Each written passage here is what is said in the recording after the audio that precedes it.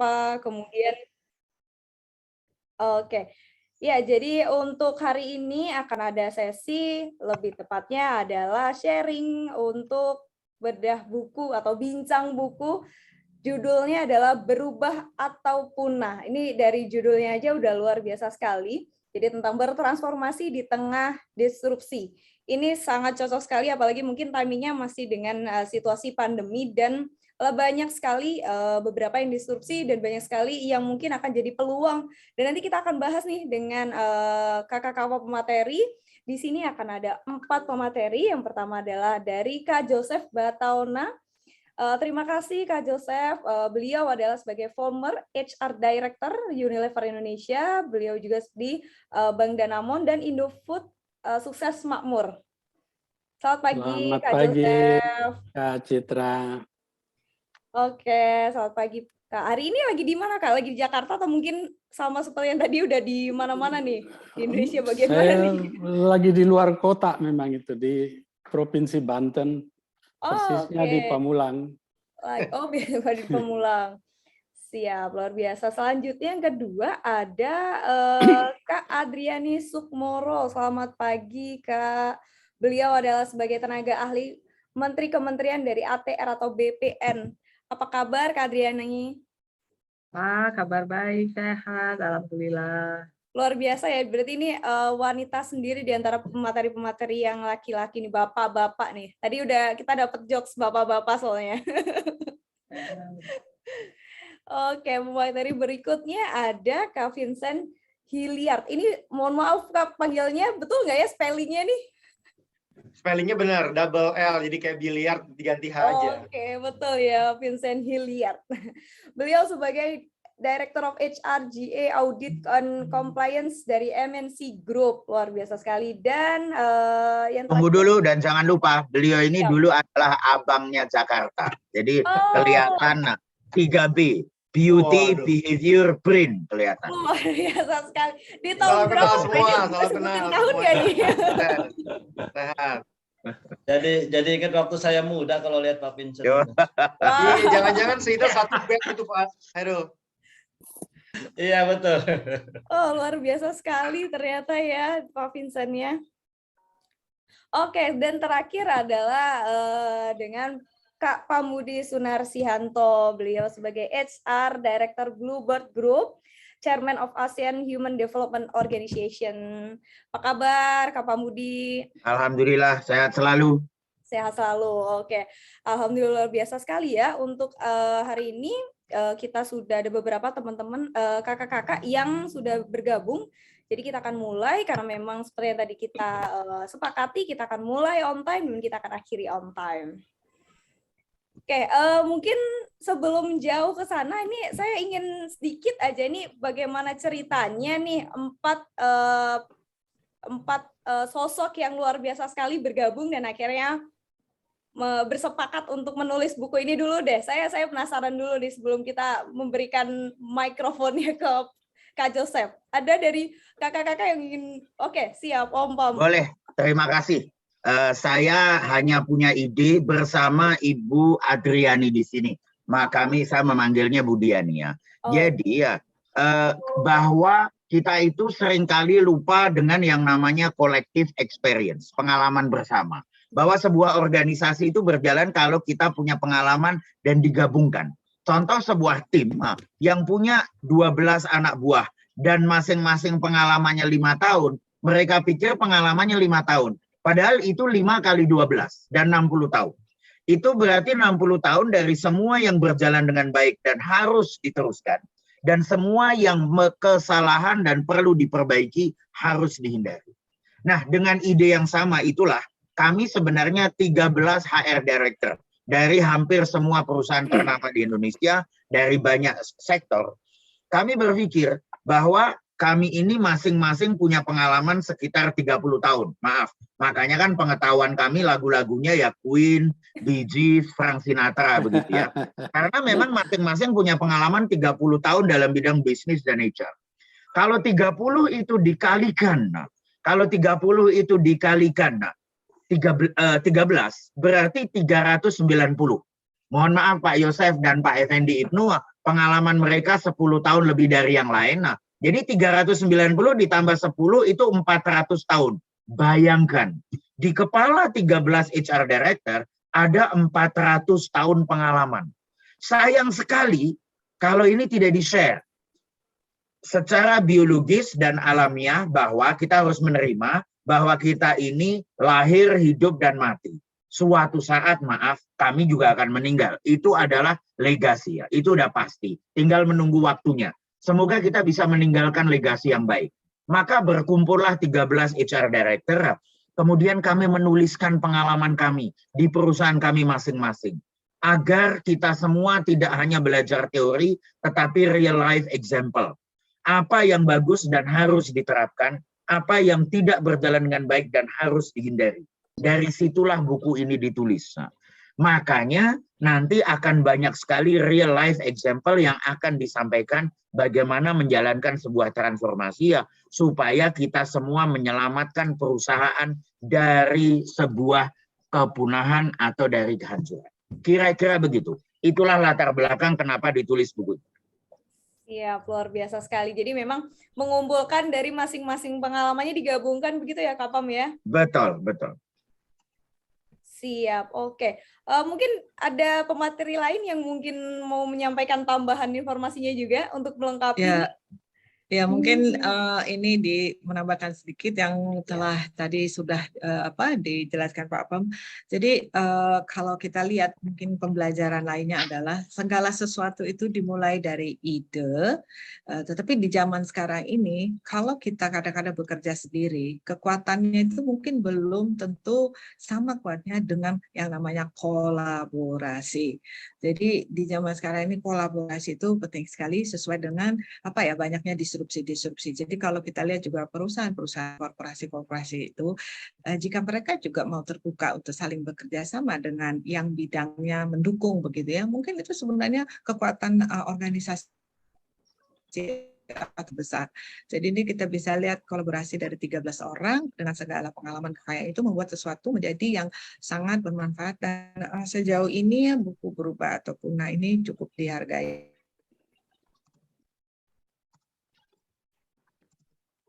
Siap, terima kasih Kak Adriani untuk tambahannya ini. Mungkin sedikit terkendala sinyal. Siap, mungkin kalau dari materi yang lain dari Kak Kamera. Joko, mungkin Saya offin ya. Boleh Silakan, Bu. Boleh di Silakan. off kamera mungkin untuk lebih baik.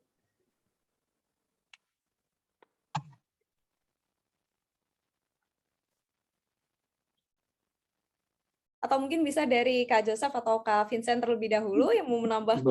Boleh saya sampaikan juga. Terima kasih. Jadi kakak-kakak semuanya kalau melihat 13 penulis itu sendiri, itu ternyata mereka juga datang dari beragam industri, dari ragam perusahaan. Tetapi juga mereka itu datang dengan pengalaman yang bukan dari satu perusahaan. Ya, banyak perusahaan, dan itu merupakan bekal mereka dalam berinteraksi, dalam berkarya sampai sejauh ini. Jadi bayangkan kalau seandainya kita membaca buku ini, itu kita lalu merujuk kepada suatu pengalaman tertentu. Belum tentu juga kita bisa menerapkan itu, tapi paling tidak saya tahu, oh kalau seperti ini saya akan hubungi Pak Pambudi, atau saya akan hubungi Pak Vincent, atau saya akan hubungi Pak Sami misalnya, atau Bu Diani.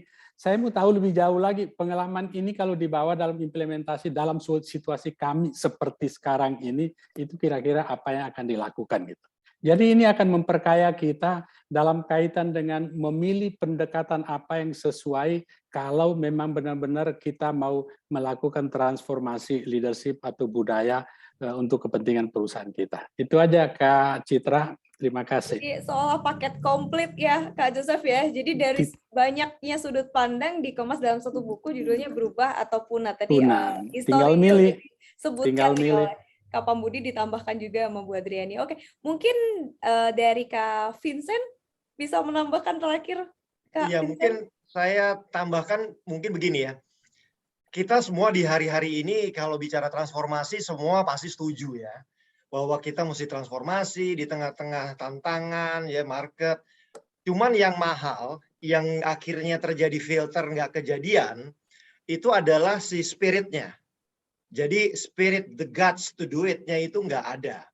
No, jadi apa yang kami kumpulkan tadi seperti Pak Budi sampaikan bahwa dari pengalaman kami, dari apa yang kami sudah lewati, jadi dari real life, dari yang sudah menempel di dalam pengalaman jiwa kita semua gitu ya. Dari sana kami transfer.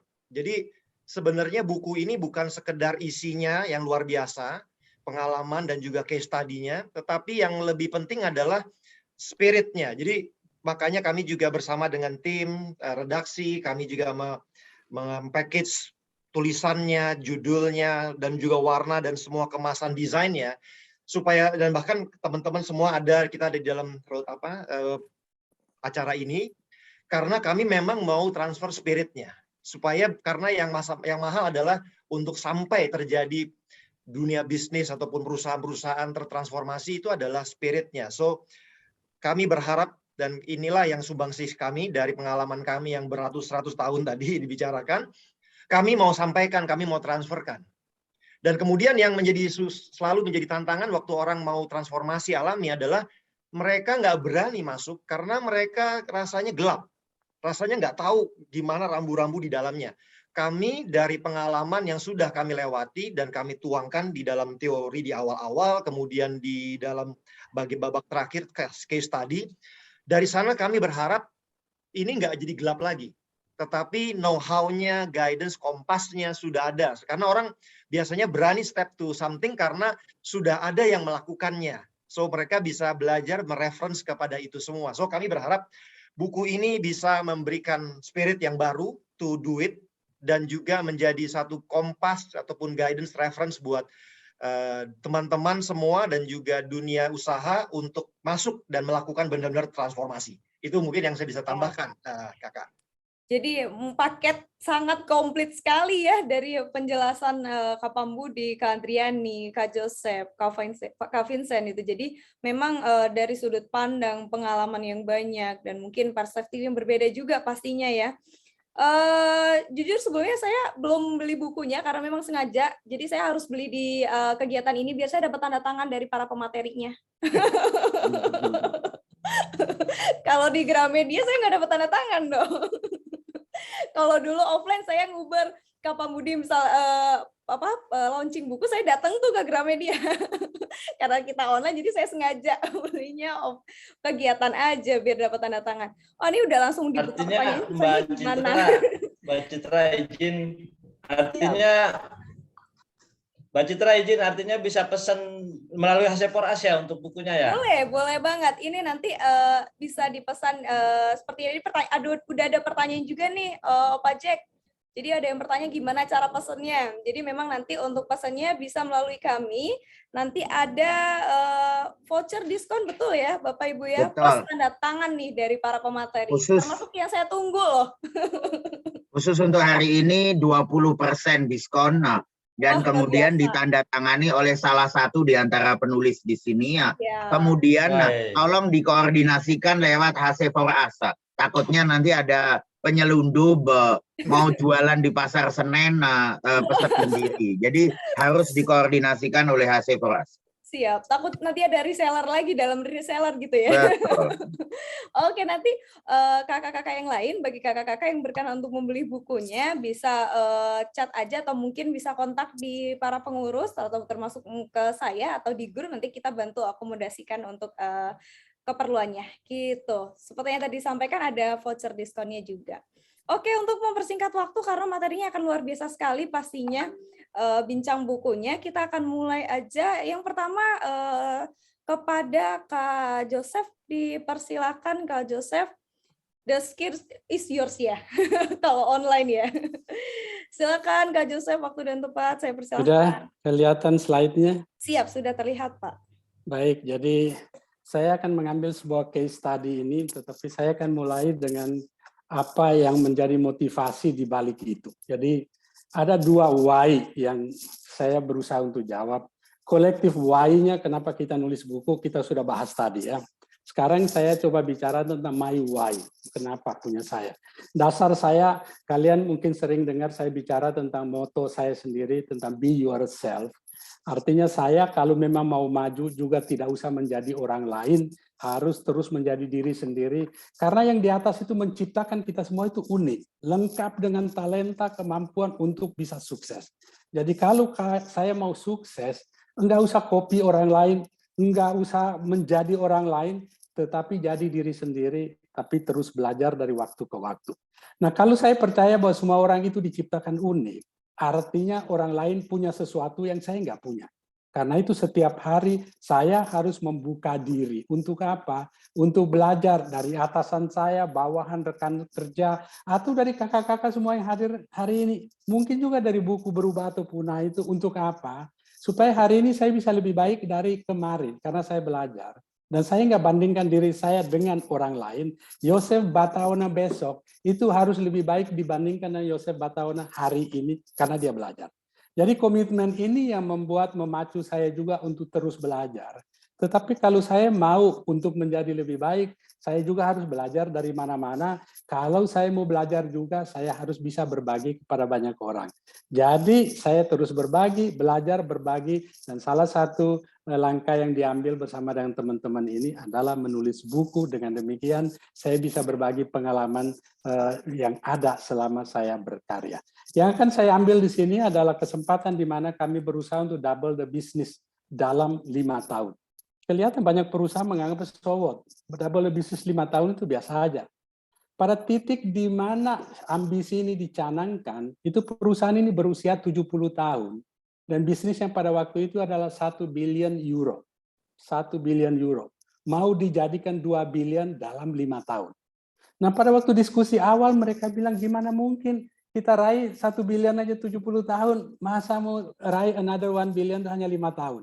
Semua indikator ekonomi, economic outlook, dan juga pertumbuhan perusahaan sampai dengan saat ini tidak memberikan gambaran apa-apa bahwa semua itu mungkin. Ya. Tetapi dalam diskusi itu kita lalu melihat bahwa apa yang dipakai, frame of thinking yang dipakai pada waktu diskusi itu adalah frame of thinking lama. Itu berdasarkan sedikit fixed mindset di sana. Karena kalau kita mau maju, kita coba tinggalkan itu, kita melihat bahwa mungkin aja selama ini kita nggak menemukan jalan. Mungkin ada cara lain yang kita belum explore. Mungkin ada sesuatu yang lain. Jadi case kita ini bukan karena kita dalam masalah. Enggak, kita malah mau menjadi lebih baik lagi, tetapi ada cara yang harus kita carikan gitu. Nah, kebetulan ada satu konsultan juga membantu kita, memberikan kita model ini, dan model ini kelihatan bagus banget. Nah, di perusahaan coba kita lihat 2 garis silang itu satu alignment yang dilakukan dengan target dan ambisi daripada perusahaan dan juga inisiatif dari masing-masing individu. Ya, dalam perjalanan kita di organisasi sering terjadi bahwa kita itu mempunyai karyawan yang punya inisiatif itu low. Nah, kalau inisiatifnya low, maka alignment dengan apa yang diinginkan oleh perusahaan juga low. Ya. Jadi kita coba cari tahu apa yang membuat alignment dan inisiatif ini low. Jadi kita membuat survei, lalu dalam survei itu ditemukan bahwa ini 3 level of kontribusi dari karyawan ini itu sangat ditentukan oleh openness yang terjadi di perusahaan itu sendiri.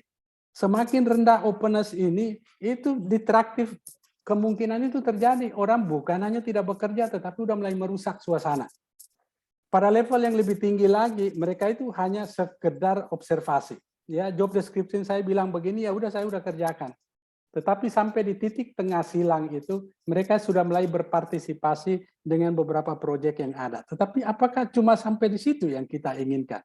Yang mau kita alami atau kita punyai adalah karyawan-karyawan yang bisa berkontribusi kepada berbagai proyek yang ada. Tetapi lebih bagus lagi kalau mereka pada posisi leader, mereka bisa menggenerate para leader baru, tetapi juga generative leadership itu sendiri adalah generative leadership yang dengan menggunakan pendekatan coaching itu mereka memperbanyak inisiatif-inisiatif di perusahaan itu, memperbanyak inisiatif dari individu yang sebelumnya tidak terpikir untuk dilakukan. Nah, dengan cara seperti itu maka alignment dengan ambisi dari para perusahaan itu akan didongkrak naik lebih tinggi lagi. Tetapi survei kita itu memperlihatkan bahwa ternyata level of alignment ini itu berada di titik tengah ke bawah on average. Jadi mereka katakan bahwa itu nggak mungkin kita meraih ambisi double the business itu karena ada barrier di sana. Ya, engagement level antara BOD -1 dan BOD -2 itu bisa menjadi ganjelan karena situasi pada waktu saat ini. Jadi apa yang dilakukan adalah kita mulai dengan siapkan ground yang fertile. Salah satu yang kita lakukan adalah uplift people engagement level itu ke level X tadi itu lebih atas lagi dengan increase openness, reduce hierarchical barrier, increase positive engagement. Ya, ada banyak cara yang kita lakukan itu. Sementara itu second challenge-nya adalah bagaimana increase leadership bandwidth. Ya, selama ini kita cuma lihat bandwidth, yang penting itu saya punya number untuk succession itu cukup. Itu enggak cukup hanya dengan number seperti itu. Tetapi jumlah leader yang punya kemampuan untuk build another growth leaders, mempunyai individu-individu yang capable untuk leading growth challenge dan leading teams, itu yang kita cari. Jadi itu yang dilakukan selama periode di mana kita mau meraih ambisi kita itu sendiri. Itu kelihatan seperti sederhana, tapi ternyata ada banyak hal-hal yang terkait yang kita coba lakukan untuk menunjang program itu tadi. Misalnya Enterprise Award yang kita lakukan, mengundang orang-orang dari berbagai level, berbagai divisi untuk come up dengan ide-ide yang luar biasa karena mereka sudah dibiasakan melalui coaching tadi itu untuk explore apa yang bisa mereka lakukan. Kita juga menyediakan MCR body system. Saya nggak akan jelaskan, ini hanya list aja, semua ada di buku. Area adoption di mana memberikan kita kesempatan para direksi atau petinggi itu untuk jangan hanya duduk di balik meja, turun ke lapangan sampai ke pojok-pojok negara ini untuk diskusi, dialog dengan para tim yang ada di lapangan. Dengan demikian mereka itu kenal, ya sebetulnya mereka punya board itu seperti ini, sebetulnya kita bisa ajak diskusi, kita bisa bertanya, dan lain-lain. Open space itu juga merupakan format di mana kita menghilangkan semua sekat. Freedom within framework, di sini kita memberikan kesempatan pada orang termasuk untuk melakukan kesalahan. Ya. Tetapi dia harus draw the lesson dari kesalahan itu sendiri, lalu dibagikan kepada yang lain. Dan saya mau touch di sini adalah sharing of joy. Jadi kita jangan nunggu sampai 5 tahun untuk celebrate the success. Jangan nunggu sampai di akhir tahun untuk celebrate success. Any small success kita perlu celebrate. Tetapi kita definisikan sharing of joy di sini adalah we are determined to win together, and our generosity of spirit means that we share the credit of our hard work. We have fun. Tetapi juga dalam perjalanan lebih jauh lagi, generosity of spirit itu bukan hanya share credit, tetapi I keep the blame and pass the credit. Ya, jadi kalau ada hal seperti itu yang kita lakukan. Nah, dalam perjalanan selama 5 tahun itu, ini adalah hal yang kita ukurin. Jadi program yang kita lakukan tadi itu harus bisa di-institutionalize dalam apa yang kita sebut dengan generative engagement practice dan growth learning coaching practice, ya. Tetapi harus clear add value pada experience untuk sebagian besar partisipan. Improve in people engagement level, karena ada audit yang dilakukan oleh konsultan tadi untuk melihat di mana kita berada dalam X measure itu sendiri. Increase the leadership bandwidth, saya sudah ceritakan tadi, jumlah orang yang punya kemampuan untuk bisa generate result. Dan ini yang terakhir, apapun yang kita kerjakan itu kalau tidak deliver ini nggak mungkin. Ya, jadi breakthrough delivery itu harus ada, dan business result dari waktu ke waktu harus bisa memperlihatkan bahwa we are on the right track. Ya, jadi dengan cara seperti itu thanks God bahwa pada akhirnya di akhir 5 tahun itu 2 billion euro itu tercapai berkat kerja smart dari semua pihak, dan semua itu sudah diinstitutionalize sehingga kita tidak stop di 5 tahun itu, tetapi perjalanan masih berlanjut dengan semua dan berbagai pembelajaran yang kita dapatkan selama kita melangkah itu benar-benar memberikan kita senjata yang ampuh untuk bisa meraih sukses, termasuk untuk compete di marketplace. Pak, teman-teman semua, Kak Citra, hanya itu yang ingin saya sampaikan. Mudah-mudahan bisa memberikan sedikit gambaran lebih lengkapnya ada di buku Berubah atau Punah. Terima kasih.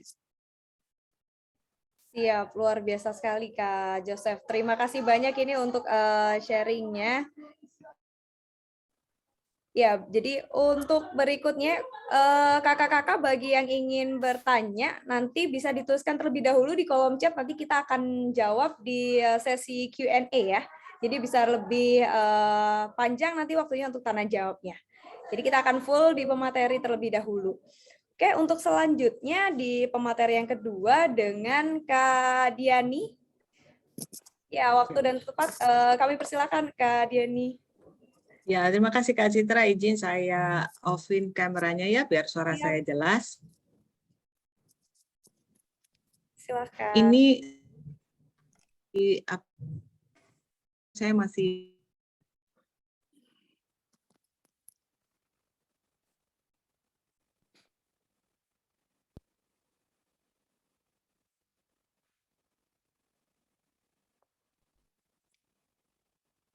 belum bisa juga nih. Iya, boleh di-off-kan kameranya terlebih dahulu, Bu Diani? Kak Ini Diani. sudah off. Oh, sudah off. Oke. Oke. Sekarang Kameranya suaranya udah dengar belum? Bu Diani coba unmute dulu.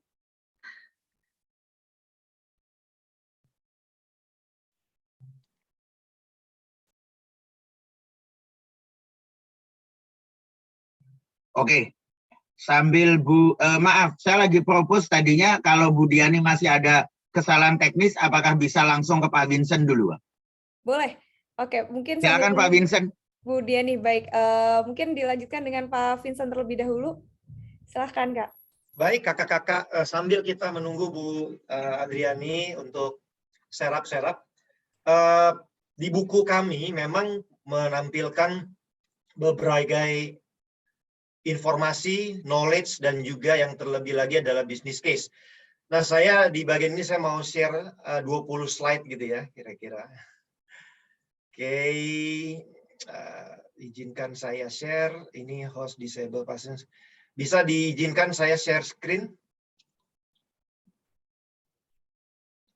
Bisa, Pak. Oke, ini kok hostnya disabling. Iya, jadi sama seperti saya juga. Jadi ada kata-kata host disable participant screen sharing nih. Sebentar. Iya. Coba Sama, mungkin Pak. Kalau misalnya Bu Adriani sudah diulang? bisa. Coba Bu Adriani. Cobanya sama sih, jadi yang diinginkan itu. Sekarang saya sudah bisa. Sudah bisa. Oke, silakan Bu Diani dulu aja kalau gitu. Sudah kelihatan Bapak Ibu? Sebentar, Sudah it will kelihatan take Bapak? time.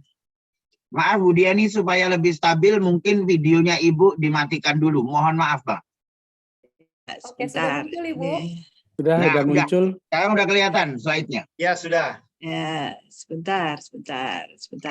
Ini dulu mesti di stop share dulu ini. Sebentar.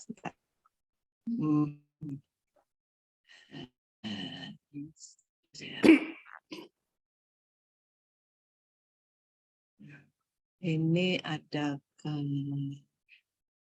oke, bukan. Tinggal slideshow-nya kali Bu. Ya, ini sudah kelihatan belum? Sudah kelihatan, tinggal di slideshow atau tinggal jalan sih. Udah ya, sudah Oke. terlihat ya. Silakan. Oke. Ya. Jadi di sini langsung saja ada beberapa menit sudah hilang ya. Jadi teman-teman, saya bekerja di Kementerian ATR BPN. Jadi apa yang saya ceritakan di sini akan berhubungan dengan instansi pemerintah begitu ya. kalau saya bertanya gitu, apakah teman-teman pernah berurusan mengurus sesuatu di lembaga atau instansi pemerintah, lalu bagaimana pengalaman teman-teman semua dalam pengurusan itu? Nah, mungkin ada beberapa yang membawa merasakan bahwa pelayanannya pelit, si pegawainya kurang profesional. Nah, mungkin ada yang gitu ya. Nah, mungkin ada yang mengatakan jangan sampai berurusan dengan instansi pemerintah paksa. Mungkin dia merasa kapok. Tetapi di berbagai diskusi saat ini ya, dan juga di masa mendatang, kinerja instansi pemerintah yang tidak fokus layanan masyarakat itu tidak bisa dipertahankan. Ya, kalau dulu orang biasanya kecewa terhadap layanan instansi pemerintah hanya bisa ngedumel pada diri sendiri atau cerita ke teman-teman dan keluarga, maka pada masa sekarang ini kekecewaan itu bisa menjadi isu nasional ya. Istilahnya itu it goes viral. Itu pergi kemana-mana ya beritanya, bisa bahkan sampai across the country gitu ya, sampai ke negara-negara lain, bahkan sampai kepada pimpinan nomor 1 di negeri ini. Nah, kita tahu bahwa di pemerintah itu adalah penyedia tunggal dari berbagai perizinan, misalnya kepemilikan PPN, utilitas dan hasil misalnya air, listrik. Nah, itu semua itu diurus pemerintah hingga dalam itu tidak tidak bisa itu di bisnis itu monopoli ya,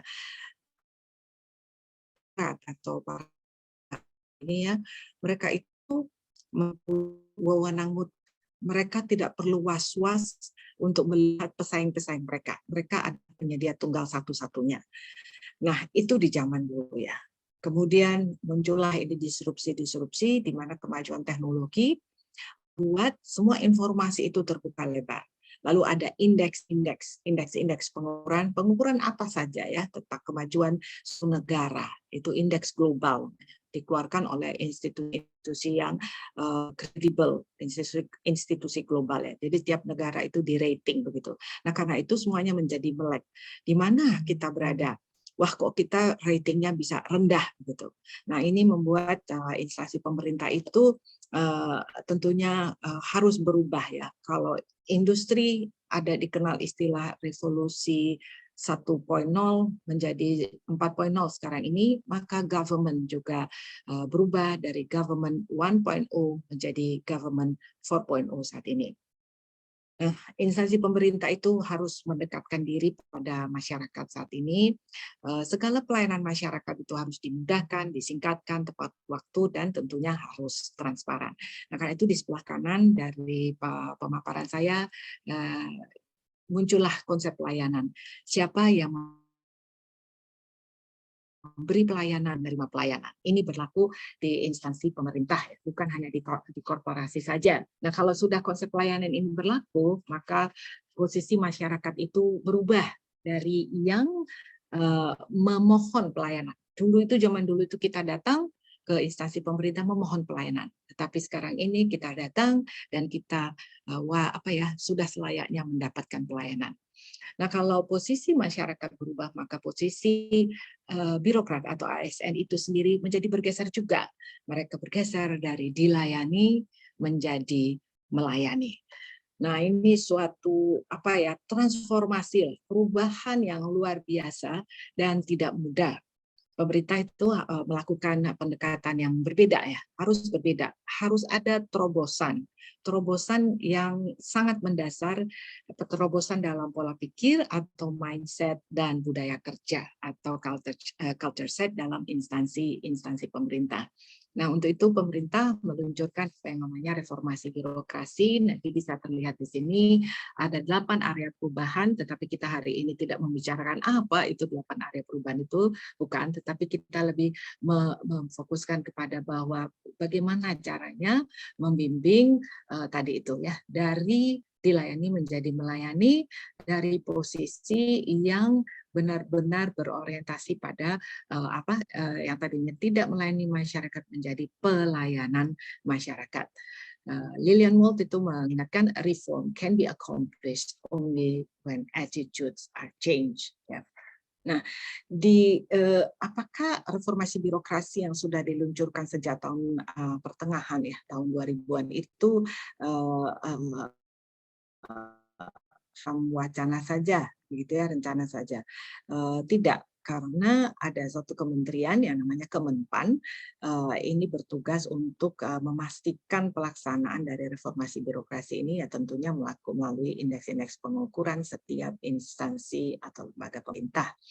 Nah, kalau kita lihat ya di sini, bagaimana sih ya di dalam buku berubah ataupun itu digali ya dalam banyak contoh-contoh kasus ya, termasuk apa yang saya tulis mengenai instansi pemerintah ya. Bagaimana sih sebenarnya perubahan itu bisa terjadi begitu ya? Kok rasanya berat sekali ya. Sementara itu Heraclitus itu bilang change is the only constant gitu. Nah, ini di sini kita bisa lihat sendiri ada yang namanya organization agility. Organization agility itu bahasa Indonesia mungkin keluasan, kelincahan, kelenturan gitu ya. Responsiveness to change ya. Nah, itu sangat bergantung pada ini kalau mau berubah ya. Bagaimana agility organisasi itu?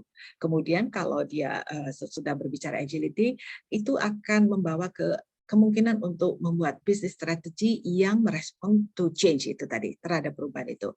Nah, ini digali banyak ini di buku Berubah ataupun kalau di pemerintahan bisnis strategi ini disebut RENSTRA, rencana strategis ya. Nah, ini rencana strategis ini tentu membawa kepada hal-hal yang di bawahnya itu organization structure. Struktur organisasi seperti apa yang bisa mendukung rencana strategis tadi ya, perubahan arahan bisnis gitu. Dalam reformasi birokrasi itu diwujudkan dalam bentuk penyederhanaan birokrasi. Jadi ada fungsi-fungsi yang diubah dan menjadi jabatan fungsional dan lain sebagainya. Ya. Dengan berubahnya struktur organisasi itu tadi arahan bisnis itu tentu juga cara-cara kerja itu mungkin perlu berubah gitu. Karena itu sistem dan prosedurnya juga mungkin perlu diperbarui dan dilihat bagaimana agar mendukung bisnis strategi yang berubah tadi, yang baru tadi.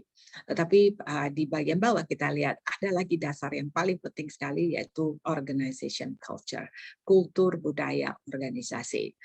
Nah, kalau berbicara kultur itu kurang lebih gambarannya begini deh ya. Ada yang namanya kebiasaan-kebiasaan ya. Kebiasaan-kebiasaan kalau kita di rumah, di dalam keluarga, sudah ada suatu kebiasaan-kebiasaan tertentu yang diperkenalkan dari kecil hingga besar. Nah, itu sama dengan di organisasi. Ada sesuatu yang harus dilakukan yang mengikuti yang namanya nilai-nilai, values, gitu ya. Nah, ini di-reinforce ya, dikuatkan baik itu melalui sistemnya, baik itu melalui performance standarnya ya, dimasukkan ke dalam performance standardnya sehingga akan terbentuk suatu budaya kerja. Jadi kurang lebih itulah gambaran tentang organization culture yang terbentuk dengan nilai-nilai values dari organisasi itu. Nah, ini semua terdengar oke, bisa dilaksanakan. Tapi ada tantangannya. Tantangannya itu adalah elemen manusia. Kalau saya selalu menggunakan istilah yang saya buat sendiri, saya mengatakan pelaku, ya, pelakunya itu manusia, gitu. Jadi organisasi bisa agile, membuat bisnis strategi yang luar biasa, structure, sistem, prosedur dan culture itu dimungkinkan oleh pelakunya ini, manusianya ini. Nah, untuk gampangnya kita bagi di dalam 3 bagian aja ya, leadership, managers, employees, gitu ya. Nah, leadership kita tahu lah, ini adalah jajaran pimpinan yang berperan penting ya, perannya besar sekali dalam proses transformasi budaya organisasi, dalam mengarahkan bisnis gitu. Di buku Berubah atau Punah itu ada beberapa tulisan yang menyinggung tentang peran leadership ini, seperti Pak Yosef Batauna, beliau juga menuliskan di situ mengenai generative leadership, kemudian juga pentingnya sebagai meaning maker dan lain-lain. Visionary ya, visionary itu nomor 1 ya. Jadi ini Bapak Ibu bisa menggali banyak dengan membaca di buku ya. Lalu ada kelompok managers. Managers ini adalah tangan apa ya, arm length ya, kepanjangan tangan dari leadership, para leaders untuk menjalankan, mengeksekusi arahan-arahan bisnis, rencana bisnis. Nah ini saya lihat Pak Awaldi dalam buku Berubah Apa atau Punah, dia itu menulis ini mengenai eksekusi itu ya. Dia mengutip apa yang dikatakan Thomas Edison. Thomas Edison mengatakan, the vision without execution is hallucination. Nah, itu luar biasa sekali. Visi yang luar biasa itu tetap tanpa eksekusi akan menjadi halusinasi. Nah, saya suka sekali itu ya kata-kata itu, dan itu ada di buku Berubah atau Punah. Lalu ada kelompok employees. Nah, kelompok employees ini kalau kita lihat struktur organisasi piramida ya, piramida itu ini adalah bagian terbesar ya, porsi terbesar. Karena itu employees ini berperan besar ya dalam membuat perubahan menjadi mungkin ya. Walau leaders ini dan manajer yang mendukungnya mengomunikasikan perubahan ini dengan baik ya, menjelaskan mengapa harus berubah, dampak-dampaknya dan lain-lain. Tetapi ketika employees ini yang porsinya besar ini hanya mendengar, melihat lalu tidak mau peduli, tidak terlibat di dalamnya, tidak engage, maka perubahan tidak akan terjadi, bisa saja berjalan lambat atau mandek sama sekali. Jadi saya quote di sini apa yang dikatakan Tom Ziglar. Tom Ziglar ini dia itu CEO Ziglar Corporation ya, coaching consultant ya. Beliau mengatakan change starts with you, but it doesn't start until you do. Jadi dalam Kementerian ATR BPN tentu perubahan itu tidak bisa secepat perusahaan-perusahaan korporasi swasta karena memang kultur berbeda ya dalam begitu. Jadi di sini Kementerian ATR BPN buat nilai baru ya, memasukkan unsur melayani ya, melayani dalam nilai-nilainya, melayani profesional terpercaya. Nah ini semua bisa dijalankan melalui suatu proses ya, ada proses awareness ya, awareness dulu, nilai-nilai kita begini, apa yang diharapkan kita untuk perilaku dan sebagainya, lalu masuk ke internalisasi. Nah saya tidak akan menjelaskan detail dalam waktu singkat ini, tapi itu semua ada di buku Berubah atau Punah, bagaimana prosesnya, dan tentunya ada reinforcement-nya ya, ada reward untuk perilaku-perilaku yang mendukung nilai-nilai baru kementerian, dan juga ada punishment. Semuanya diolah dalam performance standard gitu. Yang ingin diingatkan di halaman ini adalah bahwa jajaran pimpinan dan pengelola perubahan itu memainkan peran yang sangat pentingnya jika melihat dan perubahan dibutuhkan, percaya bahwa perubahan bisa dilakukan, menggalang pergerakan menuju perubahan, berkomunikasi berkelanjutan tentang nilai dan organisasi, serta role model, berperilaku sesuai nilai dan budaya organisasi. Semua level of employees, level apapun itu akan look up to this jajaran pimpinan dan pengelola perubahan. Ini mereka akan ya melihat apa ini para pimpinan ini walk the talk. Jadi mereka harus mulai dari diri sendiri. Start from yourself. Ini halaman terakhir dari pemaparan saya. Saya menggambarkan apa ya pentingnya perubahan. Nah, ini tidak ada di dalam buku Berubah Punah, tetapi ini gambaran singkat lah yang gitu. Iya ya, kita harus selalu berubah, mengikuti perubahan gitu ya. Kalau dilihat di sini ini adalah sungai Choluteca ya, sungai Choluteca yang ada di Honduras. Honduras itu negara di Amerika Selatan ya. Nah, sungai ini negara Honduras itu terkenal sebagai negara yang selalu terkena badai. Setiap tahun tuh ada badai gitu. Lalu pemerintahnya tahun 1996 berencana mendirikan jembatan. Ini jembatannya disebut Jembatan Choluteca ya, untuk menghubungkan satu titik di daerah sini dan satu titik di daerah sini ya, untuk kelancaran lalu lintas. Tahun 1998 jembatan Choluteca ini jadi ya, jembatan yang kokoh kuat gitu. Lalu pada tahun yang sama, bulan Oktober tahun 1998 terjadi badai, ya, badai yang luar biasa, 4 hari berturut-turut badai dan hujan, ya luar biasa. Hujan, badai luar biasa ini mengakibatkan Sungai Choluteca ini meluap ya, melimpah dan terjadilah banjir. Banyak jembatan-jembatan yang roboh saking besarnya badai itu. Tapi ada satu jembatan yang tidak roboh, dan jembatan itu adalah Jembatan Choluteca. Hanya bedanya ya, jembatan itu tidak roboh, tetapi jalan yang dihubungkan oleh jembatan itu hilang, ya, hilang terhapus oleh banjir dan badai. Lalu juga ini sungai itu mengalami perubahan, arah arusnya itu berubah, sehingga sekarang ini sungai ini mengalir bukan di bawah jembatan, tetapi di luar jembatan. Jadi ini adalah gambaran perubahan yang saya ingin share ke teman-teman, bahwa itu dapat terjadi dalam kehidupan organisasi kapanpun, dimanapun, dan dalam bentuk apa saja. Mengutip di sini, intelligence is the ability to adapt to change. Ya, intelligence is the ability to adapt to change. Itulah kemampuan kita untuk menghadapi menyesuaikan diri dengan perubahan itu. Itulah our intelligence. Dan ini sejalan dengan apa yang udah dulu lah kita pelajari ya, apa yang dikatakan oleh Charles Darwin ya. It is not the strongest of the species that survive, nor the most intelligent, but the one most responsive to change.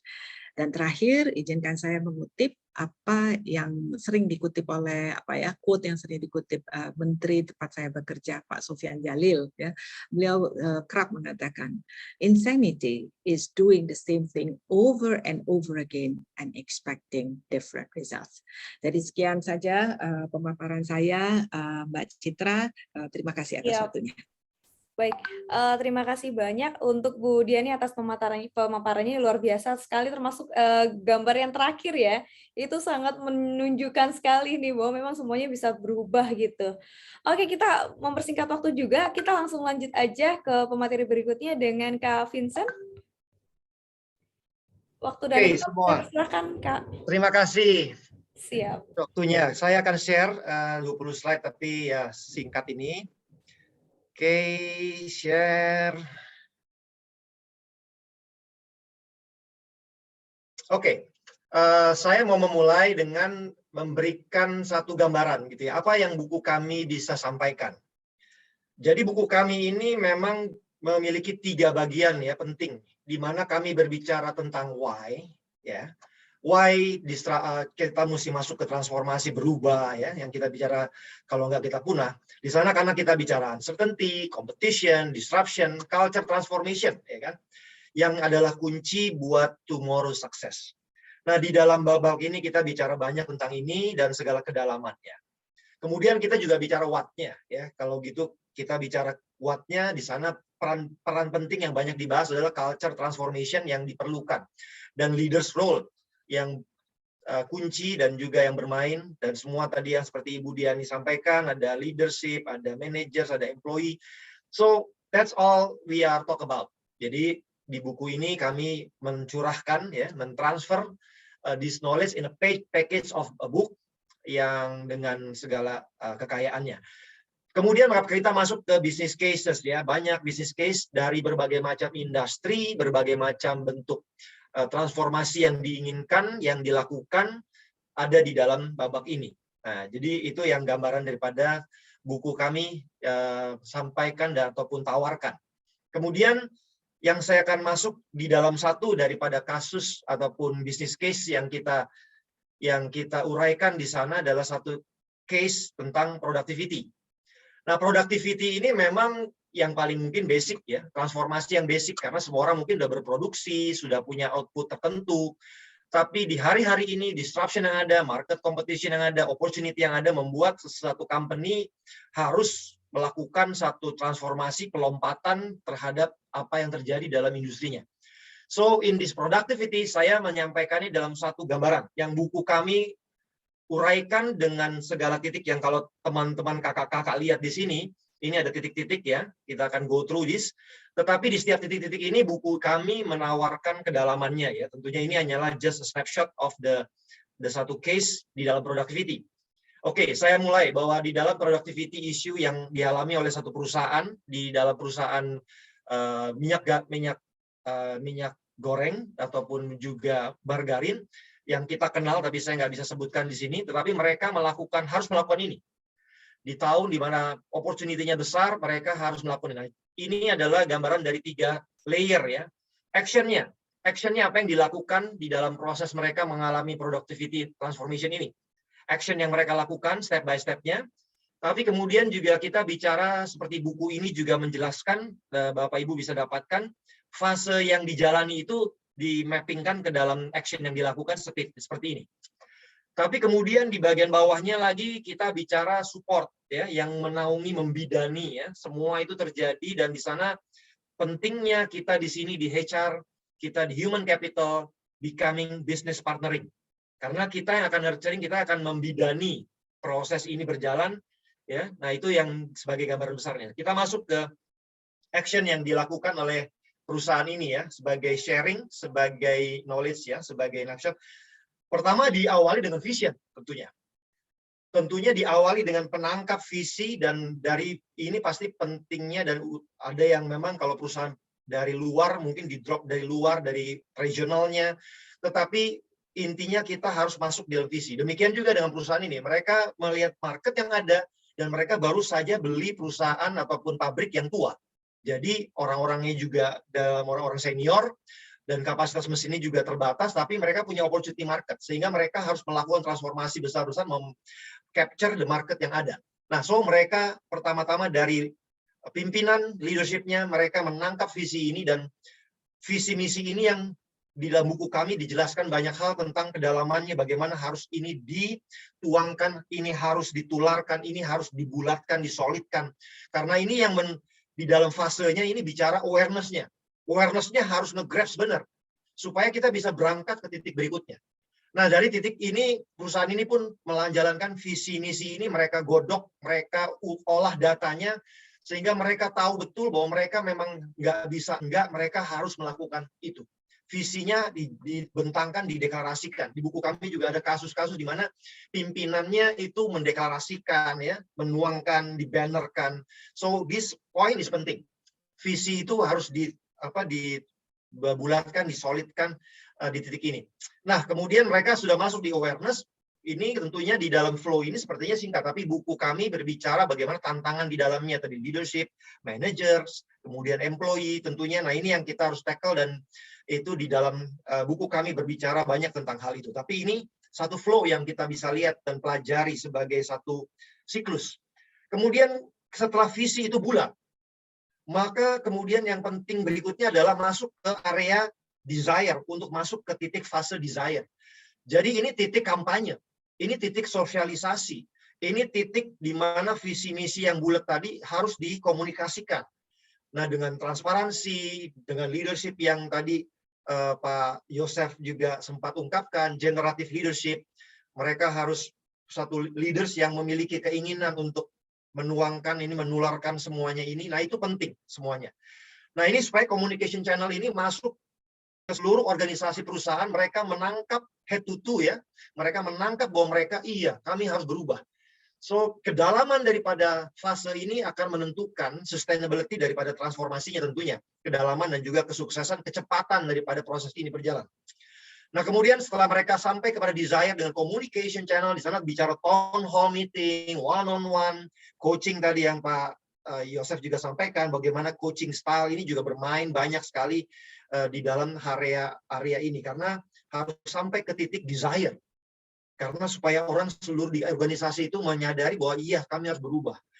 Nah, kemudian masuk ke step berikutnya, di mana organisasi yang di dalam case ini pun mereka masuk ke dalam proses mereka menentukan apa yang sebenarnya mereka harus lakukan, bisnis praktis kayak apa, culture seperti apa yang mereka harus rubah ataupun lakukan untuk bisa mendukung sasaran strategi yang tadi disampaikan ataupun dideklarasikan.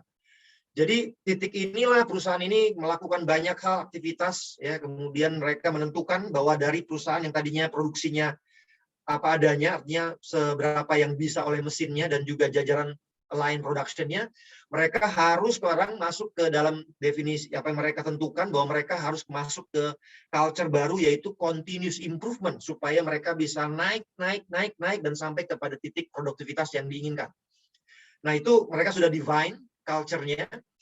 Nah, mereka sudah sampai di titik fase knowledge. Jadi mereka sudah tahu apa yang mereka lakukan, apa yang harus mereka masuki ataupun culture yang mereka harus adopt, ya, untuk mereka mendukung sasaran daripada usahanya yang transformasi yang mereka inginkan. So that point mereka sampai di sana. Tapi kemudian mereka harus masuk lagi ke assessment, ya. Kemudian mereka mengstudikan apa yang ada hari ini dan juga apa yang desired culture. Sehingga mereka tahu apa yang lalu dan mereka tahu yang harusnya mereka lakukan tuh kalau mau jadi seperti yang mereka inginkan itu transform budayanya itu ini, ya kan. Nah, jadi di sana dilakukan assessment current dan desired-nya, dan di sana sudah bicara kemudian masuk ke mapping out. Jadi setelah mereka tahu bedanya apa antara yang lama, bahwa yang lama begini, yang baru begini, maka mereka mapping out. Mereka sudah mendefine, akhirnya makanya masuk ke fase yang namanya ability. Mereka sudah tahu apa yang mereka harus lakukan. Mereka udah tahu gap-gapnya, mereka tahu apa yang harus dirubah, dan inilah mulailah perjalanan.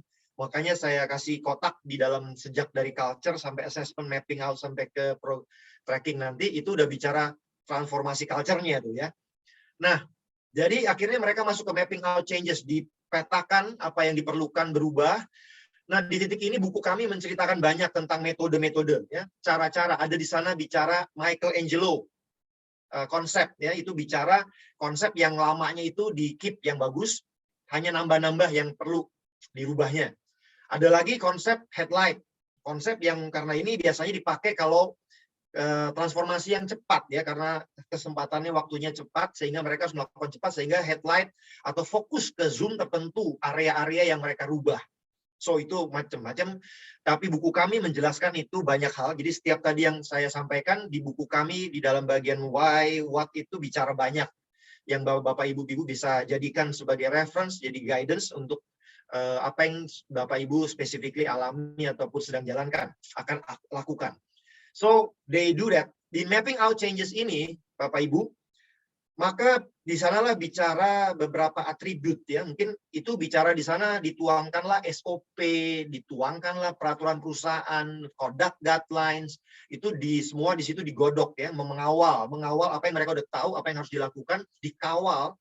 Dan juga itu buku kami berbicara banyak tentang role model, agent, ya, change agent. Nah, di sana harus ada change agent yang dibentuk supaya membantu mapping out changes-nya ini di track, roadmap-nya udah terbentuk, ya, karena dikawal oleh SOP, ada conduct guidelines, peraturan perusahaan atau macam-macam aturan main, proses struktur organisasinya disesuaikan, kemudian ada agent of change yang disengaja di set up ataupun dibangun. So itu semua kemudian masuk ke titik progress tracking, ya, tentunya di track semuanya, ada yang pengukurannya, perubahannya, kemudian di feedback balik, ya, semua itu berjalan.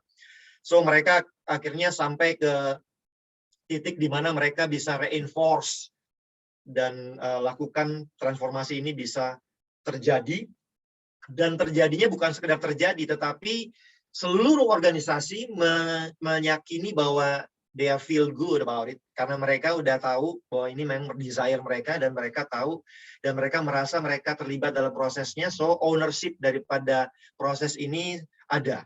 So ini semua adalah satu proses. Nah, yang bagian terakhir di bagian bawah, inilah di mana kita HR berperan. We are this day we are calling out to be a business partnering. Jadi bukan sekedar HR as a unit, ya, yang silo kita yang mungkin fokus ke kita, tapi kita sekarang HR dipanggil untuk menjadi business partner. So along the way this process, tentunya tadi Bu Diani sampaikan ada challenge-nya, nggak mudah tentunya, ya kan? Tentunya ada reaksi segala macam. Nah, peran daripada HR untuk mengawal, membidani, menjadi business partner kepada unit perusahaan kita, really business partner, bukan kita punya agenda HR kita, tapi kita punya agenda bisnis keseluruhan. So Ibu Maria juga ada di dalam case-nya, di dalam penulis kami juga menceritakan bagaimana mentransformasi dalam perusahaan yang dari generasi awal kepada generasi mudanya.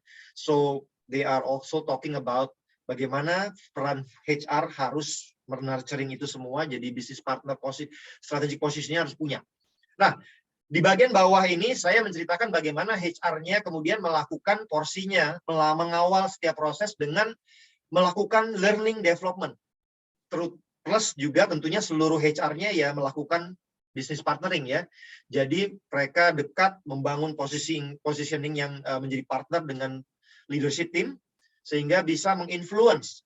Sehingga kalau bicara business partnering kan bisa menjadi advisor, bisa menginfluence, bisa menjadi support, bisa memberikan arahan. So that's our calling supaya proses ini yang berjalan tadi ini yang dari vision, communication channeling, kemudian divine culture-nya, assessment, mapping out, semuanya itu kita bisa ambil bagian besar di sana. Sukses daripada HR kalau kita bisa menjadi support ya di dalam proses ini berjalan bersama dengan leadership team tentunya.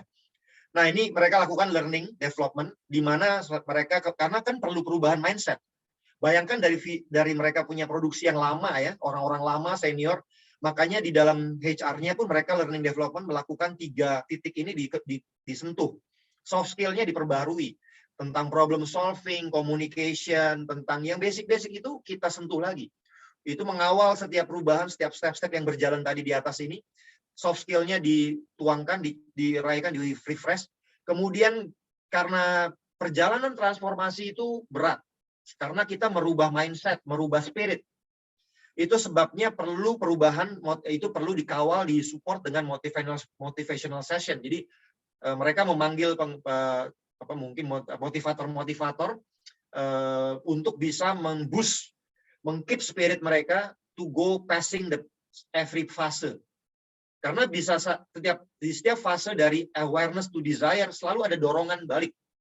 So perlu dikawal dengan boosting, di-equip cara berpikir mereka dengan knowledge bahwa mereka perlu disemangatin, ya, diberi semangat bahwa motivational session is like I can do it, ya kan? Success is ours gitu kan? Nah kayak gitu-gitu. Jadi perlu dibangkitkan.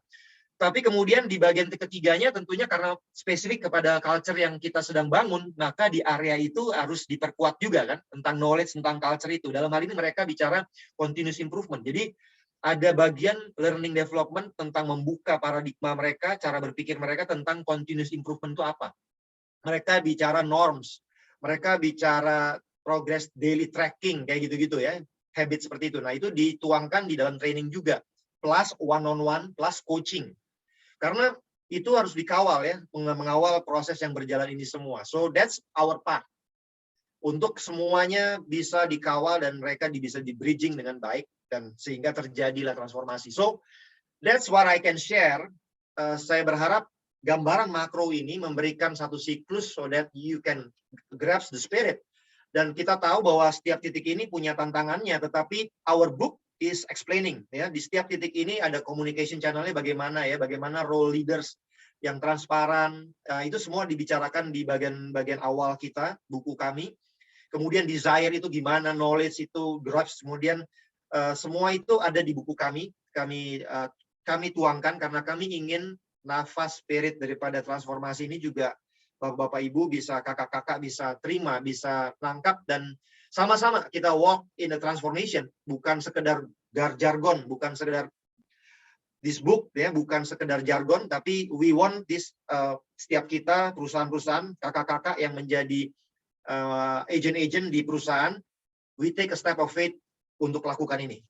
We believe and then we do it, and then we know how we share our knowledge, experience through this book.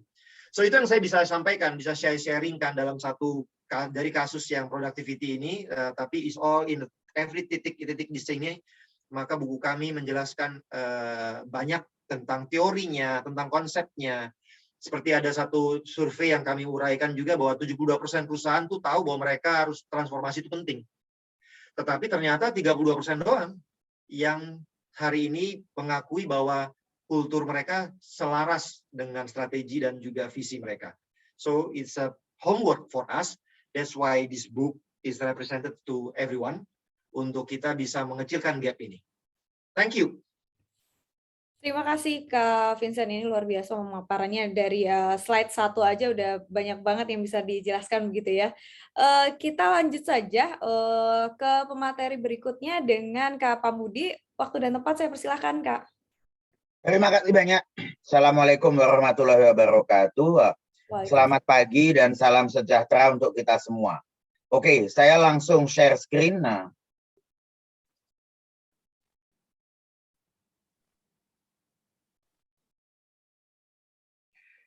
judulnya mengerikan, Transform or Die, yang bahasa Inggrisnya adalah berubah atau punah.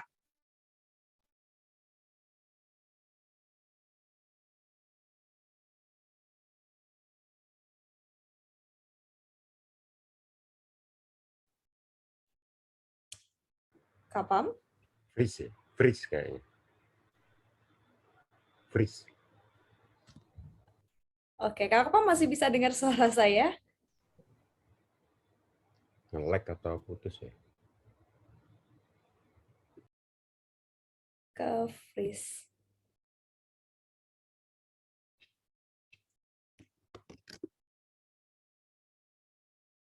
Oke, rejoin ya.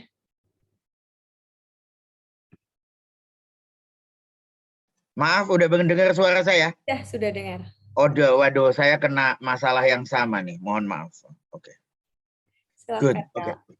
Nah, tetapi yang lain mungkin kenal perusahaan-perusahaan taksi besar yang zaman dulu tidak bertransformasi. Dan ternyata memang saat ini ya Anda tidak akan mendapatkan mereka di jalan lagi. So the message transform or die, berubah atau punah, itu benar-benar sangat-sangat relevan. Dan ini yang akan saya ceritakan dengan cerita nyata. Hari ini saya akan menyangkut aspek manusiawi. Karena saya tahu bahwa ini masalah bisnis. Tetapi ya, bisnis tidak bisa terlepas dari manusia. Anda bukan hanya mentransformasi sebuah bisnis, Anda mentransformasi sebuah, Anda mentransformasi manusia-manusia, talenta-talenta yang ada di perusahaan itu. Hari ini saya bekerja tentang perusahaan di mana saya bekerja, yang saya juga ceritakan dalam contoh kasus nyata di perusahaan tersebut, di dalam buku ini ya. Bahwa Bluebird itu bukan hanya sebuah perusahaan, tapi sebuah keluarga yang dijalankan dengan harmoni. Maka kami merawat, kami menjaga dan memotivasi para pengemudi seperti halnya mereka keluarga kami sendiri. Pengemudi itu mendapatkan income, mendapatkan jaminan kesehatan, kredit lunak untuk perumahan, bahkan mendapatkan beasiswa. Minggu yang lalu kami melakukan resepsi kecil-kecilan karena masa pandemi ya. Tapi kami masih memberikan beasiswa kepada ribuan anak pengemudi ya. Dan perusahaan dalam masa sesulit ini selama pandemi masih tetap spend miliaran untuk beasiswa mereka. Yang istrinya di training untuk menjadi entrepreneur agar bisa membuka usaha catering atau membuka usaha penjahit. Nah, inilah yang tidak lepas dari DNA. Makanya nilai-nilai Bluebird itu adalah kejujuran, kepedulian, kita peduli kepada sesama, berinovasi, dan kita lihat bahwa yang tidak berinovasi ya ternyata musnah. Berjuang bersama, dan kemudian ada unsur pelayanan. Nah, pelayanan ini ada di mana-mana, tetapi sebenarnya kalau di Bluebird lebih rumit. Kalau di tempat lain itu melayani pelanggan. Kalau di tempat kami melayani semua karyawan dan melayani semua pengemudi. We call this servant leadership. Kalau seandainya suatu saat Anda punya masalah dengan pengemudi Anda, please let me know. Karena berarti ya nanti yang saya jewer bukan pengemudinya, tapi kepala pool atau pembinanya yang tidak mampu memotivasi dan mengembangkan mereka. And that's what we call pelayanan. Semua pengemudi kami mempunyai jalur direct akses kepada direktur utama. Kalau pengemudinya tidak diperlakukan dengan baik oleh siapapun, mereka boleh menceritakan, curhat, mengadu, atau apapun namanya, dan kami akan menangani itu dengan cepat. Makanya itulah yang menjadi kunci kekuatannya. Kejujuran dan kepedulian, inovasi, perjuangan bersama, dan pelayanan. Dan sebenarnya Bluebird itu adalah perusahaan yang sangat inovatif. Sejak zaman dulu. Pertama kali pakai taksimeter pada saat yang lain masih taksi gelap. Atau pakai tarif bajakan zaman dulu misalnya. Memberlakukan taksi eksekutif.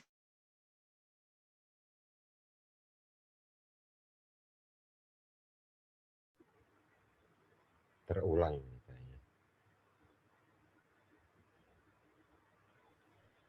Ini Suaranya hilang, Pak Pambudi. First Media, mungkin biasanya First Media. First Media lagi dibeli sama Excel, jadinya lagi ngeberbet nih. Saya pakai media juga ini. Apa itu mungkin di Ya, berhenti ya. Kapam. Oke, mungkin saya sembari mengingatkan untuk kakak-kakak, bagi yang ingin bertanya bisa langsung dituliskan aja di kolom chat, dan juga bagi kakak-kakak yang ingin memesan bukunya, termasuk yang tadi disampaikan oleh Kak Pambudi untuk diskonnya juga, dan tanda tangan di antara salah satu pematerinya, bisa tuliskan nama, alamat, dan nomor handphonenya di kolom chat juga. Nanti akan dibantu untuk bisa di note oleh para pemateri atau oleh para penulis ya. Mungkin sembari menunggu Kak Pambudi nih join lagi. Sepertinya sih ada sinyal nih, ada permasalahan sinyal. Oke, mohon maaf sebelumnya. Ya mohon maaf, ternyata ada gangguan di tempat saya nggak tahu. Kayaknya saya dan Budiani ada provider yang sama, but don't worry, saya punya WiFi backup dan udah saya jalankan. Oke, terima kasih. Sekarang saya akan. Nah, jadi memang inovasi itu yang membuat kami bertahan dan membuat perusahaan seperti sekarang sehingga punya 25.000 kendaraan di semua tempat, 35.000 pengemudi dan karyawan, bahkan di 20 kota di 75 negara. Tetapi apa yang terjadi? Kita semua tahu 2 tahun yang lalu sebuah badai yang hebat melanda kita semua. Sebuah pandemi yang belum pernah terjadi dalam sejarah kehidupan umat manusia. Lihat baik-baik, itu adalah foto Jakarta 2 tahun yang lalu, tidak ada satu orang pun yang lewat di situ. Padahal kami hidup dari orang yang bergerak, kami memindahkan penumpang. Apa yang harus kami lakukan? Tentu saja itu adalah sebuah ujian yang sangat luar biasa. Dan kami melakukan 2 perjuangan. Yang satu, mengelola krisis pada saat ini. Berarti apa? Harus terus survive. Pada saat yang sama, kami bersiap untuk masa depan. Tentu saja efisiensi harus dilakukan. Tentu saja survival harus dilakukan. Tetapi pada saat yang sama, nggak ada gunanya kalau hanya berjuang untuk efisiensi dan bertahan. Karena kami tahu pandemi akan berlalu dan suatu saat kompetisi harus dijalankan lagi. Maka selain survive, kami harus get ready for the future. Pada saat efisiensi dilakukan, pada saat di tempat lain dilakukan pengurangan pegawai, kami merekrut 200 artificial intelligence programmer. Saya ulang, 200 artificial intelligence programmer. Dan itu investasi yang tidak main-main dan menunjukkan komitmen. Tapi itu membawa hasil yang sangat bagus. Pertama memang kami sekarang aplikasi kami jauh lebih canggih. Internet of Things akan jauh lebih keren. Karena memang terjadi perubahan perilaku pelanggan. Dulu orang melambai di jalan, setelah itu nelpon. Sekarang maunya semuanya dari aplikasi. Berarti aplikasi harus bagus. Tetapi ada satu hal yang lebih bagus. Bukan hanya dari segi teknologi, tapi dari segi manusia. Confident tumbuh. Berarti semua orang, semua pengemudi sekarang ngerti. Wow. Kita benar-benar percaya diri bahwa kita akan survive, makanya kita merekrut 200 artificial intelligence programmer dan semuanya siap membangun masa depan. Internal confidence. 2, external confidence. Investor juga percaya, pelanggan juga percaya. And that's the beauty of this. Makanya dalam semua transformasi harus ada 3 elemen ini. Strengthen the foundation. Fondasi yang kita punya harus kita perkuat lagi. Pelayanan, kejujuran, kenyamanan, keamanan, dan lain sebagainya. Harus diperkuat. 2, fight for survival. Tetap efisien, tetap berjuang demi survive. 3, jangan lupa build the future. Banyak orang terlalu fokus pada efisiensi, ya, lupa membangun masa depan. Nah ini nanti ibaratnya orang keluar dari opname di rumah sakit, udah survive, tapi baru keluar nggak waspada ditabrak mobil di tengah jalan, mati lagi ya. Nah harus ada keseimbangan antara fondasi, survival, and the future. Makanya bisnis itu berjalan dengan transformasi, dengan people, proses, dan tool, dan leadership yang ada di tengahnya. Sekarang kami menyediakan banyak sekali produk. Bisa taksi, Tesla, bus, semua fleet. Bahkan shuttle seperti City Trans, Ironbird, dan lain sebagainya. Multi produk, multi channel. Boleh telepon, boleh nyegat di jalan, boleh pakai aplikasi. Dan terutama multi payment. Boleh pakai cash kalau lagi bawa cash. Masa pandemi nggak mau pakai cash, silahkan pakai kredit card. Pak, kami belum punya kredit card, masih kecil atau masih remaja, sulit. Silahkan pakai link aja, Dana atau Shopee Pay atau metode pelayanan yang lain. That's the innovation untuk menjawab customer need, multi product, multi channel, multi payment. Kenapa demikian? Karena yang namanya leadership memang berevolusi, berganti ya dari satu masa ke masa yang lain. Pada masa startup, kita memerlukan entrepreneur yang bereksperimen, dan kemudian dia akan selalu bereksperimen, boleh melakukan kesalahan, mengambil risiko, tapi menciptakan produk baru dengan cara itu. Setelah itu rapid growth harus dieksekusi. Jualan, cari pelanggan, cari pelanggan, cari pelanggan. Pada saat maturity, ya, itu waktunya cuan. Mau nggak mau semua bisnis harus untung pada akhirnya. Ingat ya, semua bisnis harus untung pada akhirnya. Jangan kelamaan jadi startup. Sudah terlalu lama start, profitnya belum pernah up. Nah itu nggak benar itu. Berarti suatu saat harus maturity, controller yang akan memaksimalkan pendapatan dan minimumkan pengeluaran. Suatu saat decline. Di situ perlu energizer sebagai leader yang memotivasi semuanya sampai akhirnya perusahaan bisa lahir kembali dan rebirth. Dan semua perusahaan harus mengalami siklus tersebut. Intinya apa? Pada saat Anda melakukan bisnis transformasi, pertama fondasi diperkuat. Jadi kalau Bluebird kuat di pelayanan, mobil yang nyaman, AC yang dingin, sopir yang aman, itu harus diperkuat. Setelah itu engage everyone. Transformasi itu tidak bisa hanya leadernya, CEO-nya atau manajernya. Transformasi itu harus sampai kepada semua karyawan dan pengemudi. Pada akhirnya yang melayani pelanggan adalah pengemudi. Pada akhirnya yang akan menjalankan aplikasi digital bukan IT engineer, tapi pengemudi. Deliver to the promise, semua yang dijanjikan harus diberikan dan harus diwujudkan, dan terutama build the future together, membangun. Alhamdulillah, tanda-tanda untuk bouncing back sudah mulai kelihatan. Nah, ini adalah nilai saham dan performance. Seperti Anda lihat, memang pandemi mempunyai impact yang sangat-sangat berat. Tapi Anda lihat grafiknya, tanda-tanda kenaikan mulai nampak. Dan kami percaya bahwa di horizon sana matahari akan bersinar lagi. Tahun ini kami akan mengalami ulang tahun yang ke-50 tahun. Dan kami yakin, kalau udah bertahan 5 tahun dengan segala badai dan topan yang ada, insya Allah kami akan bertahan 50 tahun lagi ke depan atau bahkan lebih lagi. Kenapa demikian? In the end of the day, leadership adalah lead your business, memimpin bisnis. Sebelum memimpin bisnis, Anda harus memimpin tim Anda, dan sebelum memimpin tim Anda, berarti Anda harus memimpin diri Anda sendiri. Sama dengan transformasi. Sebelum Anda mentransform bisnis Anda harus mentransform tim Anda, dan tentu saja sebelum mentransform tim Anda harus melakukan transformasi pada diri Anda sendiri.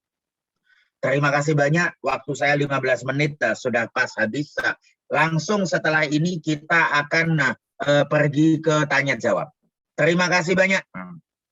Siap, terima kasih Kak Pamudia untuk pemaparannya. Betul sekali, kita untuk berikutnya kita akan langsung dengan sesi tanya jawab. Ada beberapa pertanyaan di kolom chat. Silahkan, sudah ada pertanyaan ya? Sudah ada, Kak Pam. Sebentar, saya coba cari ulang. Yang saya lihat pertanyaannya tentang proses pembelian buku. Iya, masih Ya. ngomongin tentang pembelian buku Ah, ya. ini ada. Dari Dila Arlan. Oke. Iya, betul. Betul, perubahan tidak mudah. Namun apakah ada hal yang bisa mengkonsistenkan tim untuk menyadari perubahan tersebut? Dan siapakah yang paling berperan penting dalam hal konsistensi ini? Nah, ini Iya. pertanyaan yang paling tepat untuk senior dan mentor kita, Bapak Yosef Batauna. Silakan Pak Yosef. Oke. Baik, Ya, mungkin Kak Joseph silakan. Baik, terima kasih banyak. Yang lain silahkan ini ya, yang lain silahkan menuliskan pertanyaan lagi sambil nunggu jawaban Pak Yosef. Monggo Pak Yosef, Baik, silahkan. terima kasih. Seringkali kita berpikir bahwa ini adalah tugas seorang leader, seorang kepala, sehingga kita itu banyak sekali itu menunggu. Ya. Tetapi dalam kenyataan kita itu ingin encourage setiap individu di dalam perusahaan ini, di setiap layer, setiap lini, bahwa kita semua itu bisa punya kontribusi. Entah seberapapun kecilnya, kita pasti berkontribusi. Jadi kalau pertanyaannya tentang siapa yang bisa menjaga konsistensi ini, itu jawaban yang simpelnya itu adalah kita semua.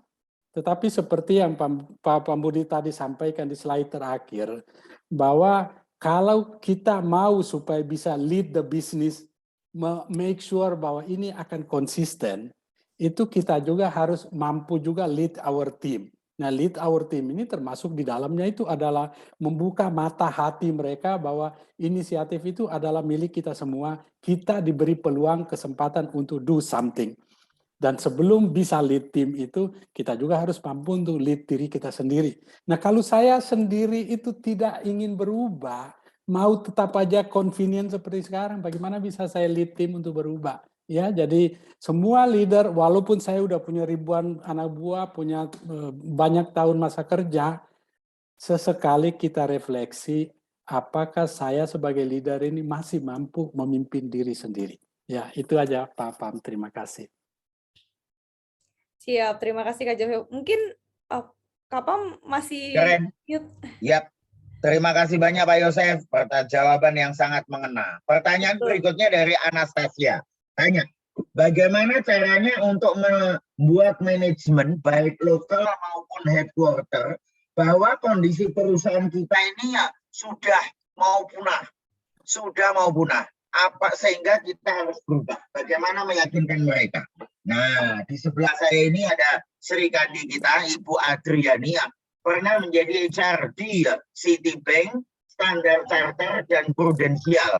General Electric juga pernah. Nah, ini semua perusahaan asing secara lokal di sini kuat dan kemudian punya headquarter-nya. Nah, coba kita tanyakan langsung kepada Ibu Diani. Monggo Bu Diani. Terima kasih Pak Pambudi dan terima kasih kepada peserta kakak, adik yang bertanya, itu menarik sekali ya. Bagaimana ya menyadari bahwa organisasi itu perlu berubah. Wah, itu dia ya. Jadi kalau kita lihat apakah ada organisasi yang punah karena tidak sadar bahwa perubahan di luar sudah terjadi, sementara organisasi itu masih euforia atas kesuksesannya ya. Di masa lalu mereka sukses dan mereka berpikir mereka kuat, sampai sekarang dia kuat ya. Nah, ini saya jadi mengutip apa yang dikatakan. Kebetulan tadi kan dikatakan saya kerja di General Electric. Nah, ini ada salah satu pimpinannya yang terkenal, namanya Jack Welch. Ya. Jack Welch itu mengatakan ya, dia General Electric jaya-jayanya. Beliau mengatakan, when rate of change on the outside exceeds the rate of change on the inside, the end is inside. Ya, jadi kalau perubahan yang terjadi di luar organisasi lebih besar atau lebih cepat dari perubahan di dalam organisasi, maka itulah awal ya tanda-tanda dari kepunahan organisasi itu. Nah, itu sudah terjadi ya. Saya tidak usah mention perusahaannya ya demi sensitivitas ya yang di luar organisasi yang saya pernah kerja. Tetapi yang tempat saya bekerja, saya bisa memberi contoh ya. Saya pernah kerja di American Express karena scale of economy mereka tidak bisa berkembang, perubahan di luar begitu cepat, persaingan begitu kuat, akhirnya mereka pull out ya. Mereka jual bisnisnya. Dan sekarang tempat saya ya memulai karir yang besar ya. Terus terang saya bisa menjalani karir yang cukup baik di dunia perbankan itu. Saya memulai karir di Citibank ya.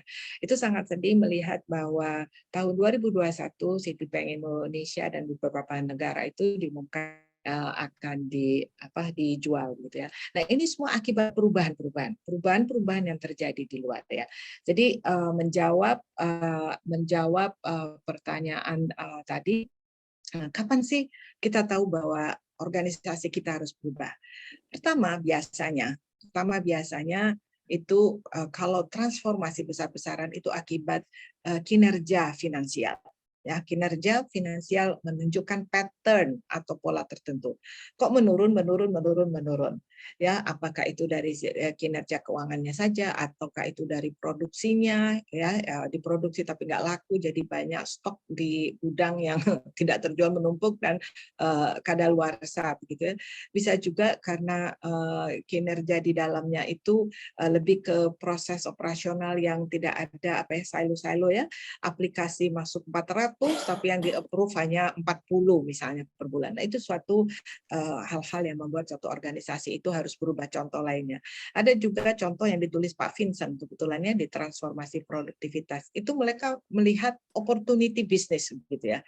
Nah, itu berarti perusahaan sih oke, tetapi mereka ada opportunity bisnis. Jadi kurang lebih itu gambaran dari kapan organisasi atau perlu berubah.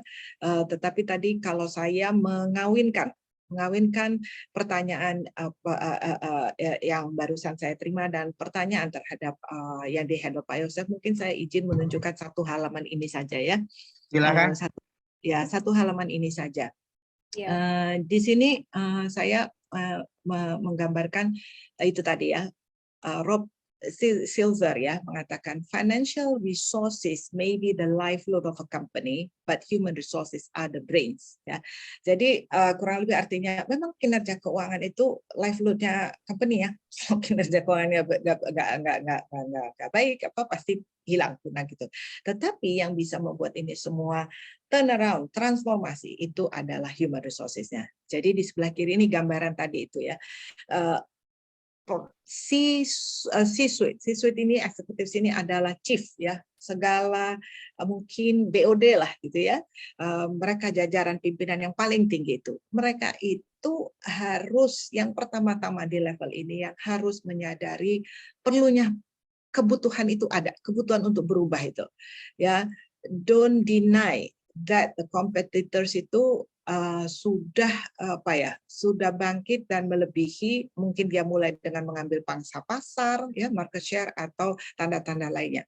Dan bisa saja kompetitor ini bukan dari kompetitor usaha sejenis ya, bisa saja dari kompetitor lainnya yang ternyata itu mengambil chunk of their business. Misalnya startup company ya, startup company itu banyak memberikan kemudahan-kemudahan. Apalagi sekarang datang yang namanya different kind of animal gitu ya. 10 tahun lalu saya pribadi nggak pernah dengar yang namanya metaverse, NFT dan teman-temannya gitu ya. Tetapi sekarang itu semua berita tiap hari dan semakin banyak. Jadi C-suite ini chief level ini harus accept the need to change dan identify a new strategy. Lalu masuk kepada itu kan yang pertama ya. Lalu masuk kepada bagaimana melaksanakannya. Jadi di sini ini ada sebentar ya, saya kurang bergerak. Maaf, saya hanya menunjukkan ini. Ini dia. HR, disinilah para eksekutornya itu. Jadi setelah ada the need, lalu ada strategi, maka HR, frontline management, dan change agents itu yang mengimplement the change, mendukung. Tentunya jajaran pimpinan juga bergerak, tetapi dia mempunyai arm length, ya, kepanjangan tangan untuk melaksanakan itu semua bersama-sama, ya. Dan setelah itu diharapkannya jika komunikasi berkelanjutan dan segala tools untuk berubah dilakukan, maka diharapkan technical requirements-nya itu met, berjalan dengan baik, dan employees embrace the change. Jadi ini happy ending-nya, ya. Employees udah engage, embrace the change, dan bagian dari perubahan, dan disinilah sudah tertackle yang tadi bahasanya itu yang tidak saya phrase kan, istilahnya itu adalah WEEFM. What's in it for me? Itu paling dasar dari manusia, paling dasar dari employee mau level up apapun. Dia seorang BUD, ketika ada perubahan datang, dia seorang manusia biasa. Nah, itu ditulis oleh Ibu Ripo Subroto di naskahnya di buku Berubah atau Punah. Dia juga suruh saya, what's in it for me? Apakah saya kehilangan pekerjaan saya dan lain-lainnya. Nah, itu semakin ke bawah, semakin tentunya lebih fragile lagi, ya. Level bawah itu karena dia tidak punya authority, decision making, dia semakin bertanya, apakah saya akan kehilangan pekerjaan saya, apakah saya akan dipindah bagian, apakah saya harus mempunyai skill baru, nanti reportnya ke Pak Pambudi gitu, ya, oh saya suka sekali, tapi ke report ke Ibu Adriani, aduh saya takut, misalnya begitu, ya. Dan akhirnya setelah embrace the change, mengerti dan bagian dari perubahan, the company culture is transformed. Jadi saya pikir itu jawaban saya, semoga tidak terlalu panjang. Terima kasih. Terima kasih banyak Bu Diani, keren. Nah, makasih. Pertanyaan berikutnya, waduh, Pak Vincent. Oke, siap. Pertanyaan berikutnya untuk Pak Vincent nih, siap Pak. Sebentar, saya tanya lagi, ya. Pertanyaan dari Pak Wempi dari Semarang. Bapak-bapak dan ibu-ibu suhu HR. Pak, please, ini hasil for us. Nggak ada yang manggil Bapak atau Ibu, ya. Manggilnya Kakak. Jangan bingung. Betul. Nah, ada community sebelah manggilnya harus Om dan Tante. Di sebelah lagi harus Mas dan Adik. Kayaknya saya mau bikin khusus komunitas di mana manggilnya harus Eyang sama Mbah ini. Anyway, pertanyaannya, bagaimana melakukan perubahan ke arah yang lebih baik pada perusahaan yang sedang terpuruk dan membangkitkan kembali kepercayaan karyawan dan masyarakat kepada perusahaan? Pak Vincent, monggo. Oke, Pak Wempi. Kak Wempi, terima kasih pertanyaannya. Ini pastinya semua makanya pengen beli buku ini karena pengen tahu bagaimananya, ya. Di sini kita bisa ada banyak contoh-contoh. Tapi memang intinya adalah memang positioning itu penting. Tadi kalau di pemaparannya Pak Pram, Pak Pambudi ada dari yourself. Jadi memang kitanya nih harus ngebeli dulu, transformasi itu penting. Karena dari kita kemudian kita akan transform, kita akan tularkan. Nah, yang penting dalam hal menularkan, karena kita melihat kayaknya perusahaan kita sudah terpuruk nih. Dan kepercayaan masyarakat sudah turun. Nah, maka saya ingin pentingnya kita membangun strategic positioning. Artinya setiap orang, mungkin dari Pak Wempi atau saya yang ada dalam organisasi, maka kita mesti bangun strategic positioning supaya kita bisa menginfluence. Kita mesti bermain informasi, ya kan? Tadi Bu Diani juga sempat sampaikan bagaimana biasanya indikator keterpurukan itu di financial. Nah, jadi kita mesti pakai informasi indikator-indikator financial ini, kemudian kita dengan interpersonal, dengan stakeholders, management, networking, kemudian dengan membangun relationship dan juga partnering kepada bisnis, maka kita bisa memanfaatkan informasi ini kemudian menjual, menginfluence. Karena kan kalau hari-hari ini kenapa yang namanya HR ini kita harus jadi business partner. Ya, kalau kita bicara, benernya semua orang harus jadi business partner, nggak silo kepada departemennya saja. Karena apa? Supaya agenda-agenda kayak tadi nih, ada indikator perusahaan sedang mau terpuruk, maka kita punya agenda besar, ingin menyelamatkan. Nah, mulai dari kita memanfaatkan informasi yang ada, indikator yang ada, kemudian mulai kita coaching, counseling ya, coaching kalau sekarang ini, karena kita tujuannya adalah membangkitkan awareness-nya ini. Memang lebih powerful kalau itu dari atas memang. Dari top leader-nya menyadari itu udah lebih good. Tapi kadang-kadang kan seperti tadi ada pertanyaan dari di atas juga, bagaimana ternyata yang owner-nya mungkin belum aware, kita merasa nih kayaknya kita udah masalah nih. Nah, kita akhirnya harus bangkitkan, bangun strategic positioning kita, bangun relationship channeling, HR kita menjadi business partner kepada bisnis kita. Karena apa? Kita supaya bisa punya channel, punya kemampuan posisi untuk memberikan influence ataupun advice ataupun partnership kepada bisnis untuk memberitahu ini. Pelan-pelan ya, kemudian mungkin dengan coach, dengan informasi, kita berikan informasi, kita berikan angle-angle, sehingga kita mau membangkitkan awareness daripada orang-orang, daripada karyawan. Dan di saat yang bersamaan, kita kalau kita bicara HR, kita juga harus membangkitkan semangat. Kita harus jadi change agent juga gitu ya, kalau ini bicara kita di komunitas HR. Karena setiap kita punya calling ya, kita ketika melihat alarm berbunyi bahwa kita harus berubah. Tapi ternyata kita merasa alarm itu pertama kita yang menerima, kita merasa kita udah tapi yang lain belum. Maka kita punya tanggung jawab. Nah, kalau kita punya tanggung jawab untuk menularkan, maka kita harus bangun channeling-nya kan. Supaya apa yang ada dari kita punya ini kemudian bisa disampaikan, nularkan kepada seluruh organisasi. Jadi penting untuk membangun strategic positioning-nya. Setiap role-nya Bapak Ibu, kita bangun strategic positioning kita untuk kita bisa leverage. Kalau sekarang di dunia sosial media, kita tahu orang-orang tuh jadi followers ya. Mereka jadi influencer. Jadi kita mesti mengerti di era sekarang ini dari adopsi daripada cara berpikir itu bahwa kita harus bangkitkan followers. Karena apa? Ketika alarm berbunyi, kita kan harus punya channel. Kalau orang yang influencer, begitu dia punya produk, udah sebagai posisinya udah influencer, maka ketika dia punya sesuatu di pikirannya produk, dia bisa sampaikan. Channelnya udah dibangun. So kita punya calling, setiap kita transformasi di depan mata atau harus menjadi action dari semua, maka kita harus bangun strategic positioning kita supaya kita bisa leverage, kita bisa channeling influence komunitas kita untuk bisa mengerti dan mau melangkah, menggrab ide dan juga melakukan transformasi. Dan juga tadi bagaimana kepercayaan masyarakat itu kembali pulih. Jadi kita kasih pandangan informasi ya, informasi mungkin bahwa di sosial media pandangan terhadap produk kita sudah turun. Nah, tapi dengan kita punya stakeholder management ataupun networking, kita menginfluence kepada mungkin CFO, finance, bahwa ini kita lihat nih, ternyata pandangan masyarakat udah kayak gini. Nah, kita mulaikan rolling out the awareness tadi. Ini kalau bicara siklusnya, kan berarti yang berat adalah awareness-nya kan. Kalau tadi kita lihat prosesnya itu kan ada ATKAR ya, namanya prosesnya, fasenya namanya ATKAR, di buku kami dijelaskan ATKAR. Pertamanya awareness. Nah, berarti kan awareness ini bisa jadi PR ya, karena kalau misalnya yang tahunya dari bawah, maka harus dari kita, mungkin dari HR atau dari Anda pribadi, kita kakak-kakak pribadi, kita harus bagaimana awareness ini disebarkan ke seluruh organisasi. So you have to build up your channeling untuk bisa menjadi influencer, so that your awareness yang alarm yang Anda terima itu bisa menginfluence pelan-pelan tim Anda, departemen di sebelah Anda, finance mungkin yang pertama, ke networking kepada CEO, akhirnya leadership, dan akhirnya awareness itu muncul.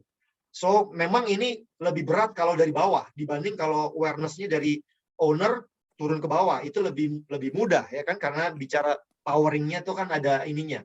Tetapi itu adalah tetap jalannya kita bangun strategic positioning kita supaya kita bisa punya channel, kita punya jalur yang kuat, so that when we are about to do one agenda, dalam hal ini untuk transformasi, kita sudah bangun channelnya so that we can turn on the channel, and then tentunya perlu waktu, tapi akan menjadi tularan yang besar kepada awareness untuk Anda dan perusahaan bergerak ke transformasi secara keseluruhan.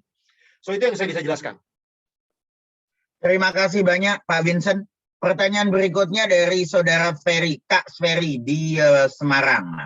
Bagaimana cara mempengaruhi owner? Kadang-kadang kita sungkan atau tidak nyaman kalau harus berbicara dengan owner. Oke, 3 cara. 1, strengthen the foundation lagi. Jadi kalau kita jadi HR, HR-nya harus dirapikan dulu, deliver what need. Jadi itu caranya membangun credibility. Jangan HR-nya masih berantakan, nah delivery kita masih berantakan, bilang bos kita masih harus berinovasi ya.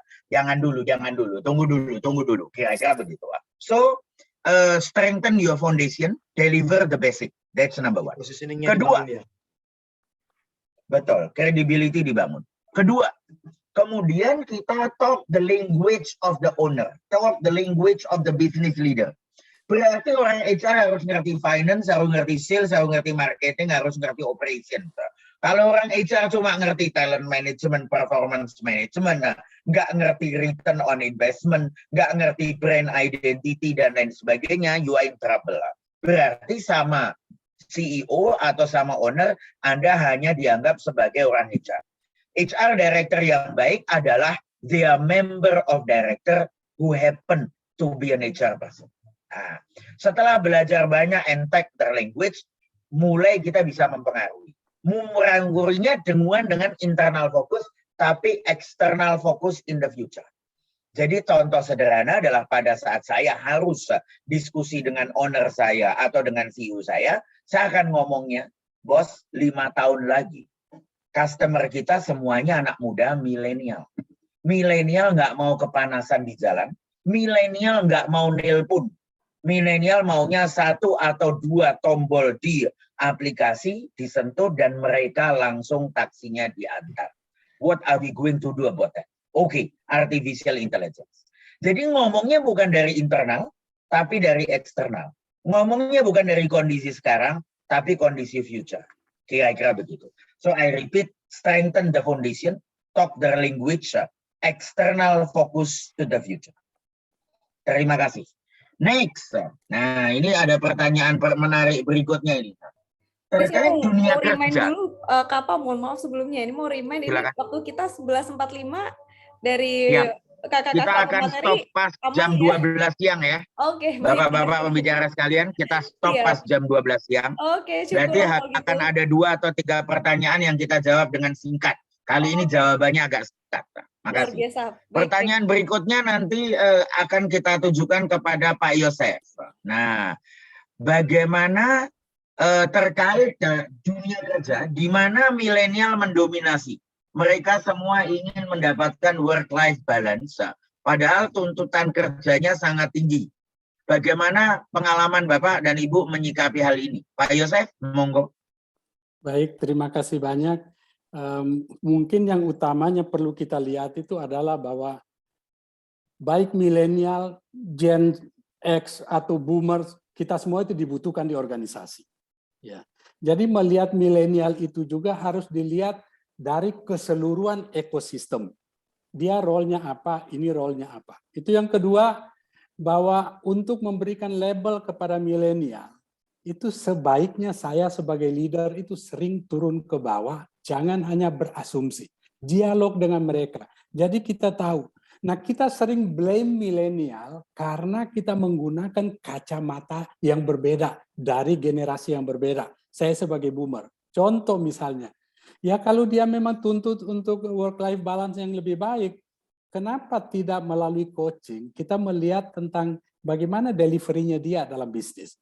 Nah kalau delivery-nya dia dalam bisnis udah oke-oke aja, why worry gitu tentang itu. Ya jadi yang mau saya lihat itu adalah pemahaman tentang milenial. Kita harus melihatnya secara keseluruhan ekosistem bahwa kita semua dibutuhkan. Dan kedua, saran saya para leader turun sering dialog dengan mereka, bicara dengan timmu sehingga bisa lebih memahami mereka, bisa lebih memahami apa yang mereka butuhkan dalam situasi yang berbeda-beda. Itu aja Pak Pam, terima kasih. Terima kasih banyak, pertanyaan keren. Berikutnya nih, ada pertanyaan bagus lagi untuk Bu Diani. Apakah ada tips khusus bagaimana kalau di level yang lebih besar di organisasi masih ada silo? Nah ini pertanyaan dari Pak Beni Siregar. Silakan Bu Diani.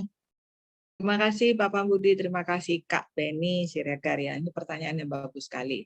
Jadi kalau dari pertanyaannya itu bisa tersirat itu, nah di level-level mungkin di level tengah nih ya, sudah bisa melihat oh, ini harus berubah nih, dibutuhkan perubahan nih, nggak bisa begini aja lama gitu ya, seperti tadi itu ya, doing the same thing over and over again, tapi mengharapkan perubahan terjadi gitu ya.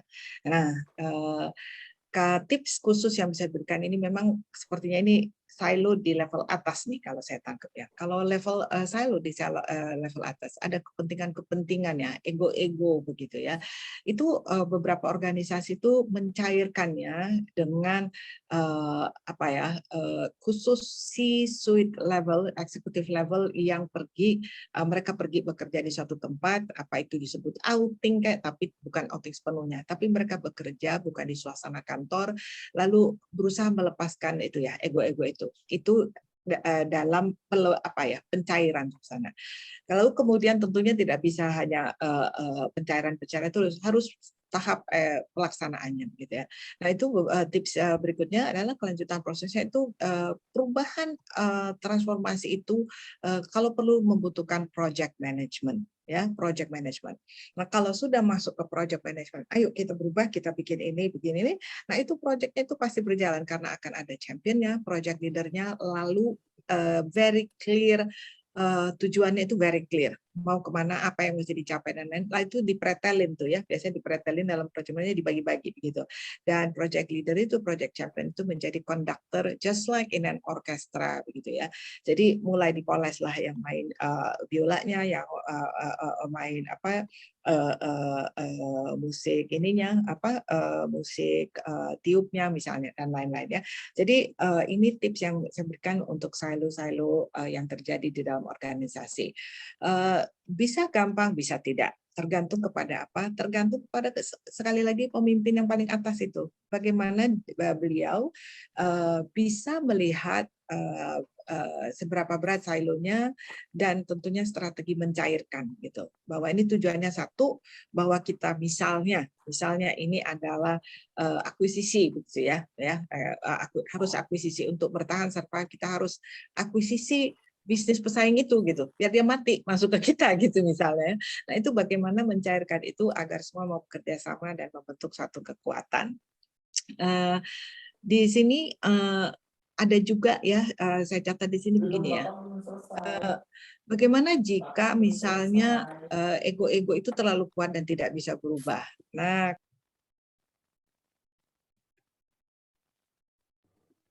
Kepencet unmute. Tolong di unmute Bu, Kepencet. kepencet mute. oh Nah silakan. gitu ya. Mulai di Ya, mana nggak tadi sengaja. keputusnya? Keputusnya di mana? Padahal tangan saya nggak megang. Ide-ide. Oh, ide-ide. Oke. Jadi semuanya itu pimpinan utama itu harus bisa melihat atmosfer gitu ya, melihat atmosfer di level ini, silonya berapa kuat dan bagaimana dia punya strategi untuk mencairkan. Dan kalau sampai pada titik di mana ada ego yang terlalu kuat dan tidak bisa berubah dan menjadi duri dalam daging, ya mengganggu proses transformasi ya mau nggak mau kadang-kadang ya di dalam organisasi yang kuat itu ya bisa jadi dibinasakan gitu ya, dia yang menjadi punah gitu kan, nggak mau berubah ya. Jadi mungkin ada orang-orang yang akhirnya menjadi punah kalau tidak mau berubah.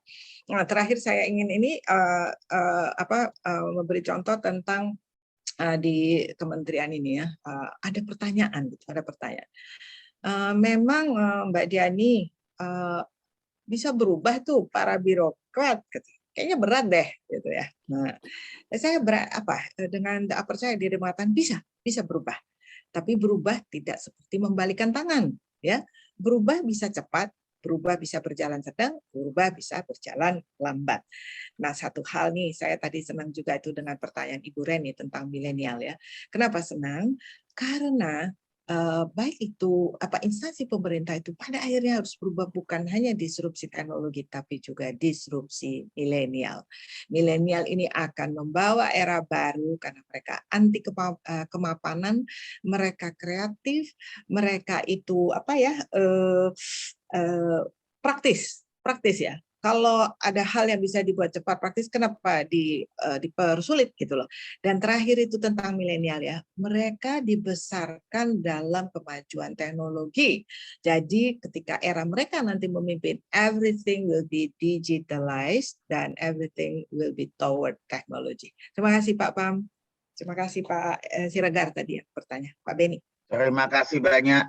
Ada pertanyaan kedua nih dari Pak Beni Siregar, agak bandel nih. Nah, Oke, kita entertain. Nah, bagaimana kalau ide-ide transformasi ya? Ini untuk pertanyaan untuk Pak Vincent. Nah, Pak Vincent, bagaimana kalau ide-ide transformasi dimaknai beda oleh generasi pendiri dan penerusnya?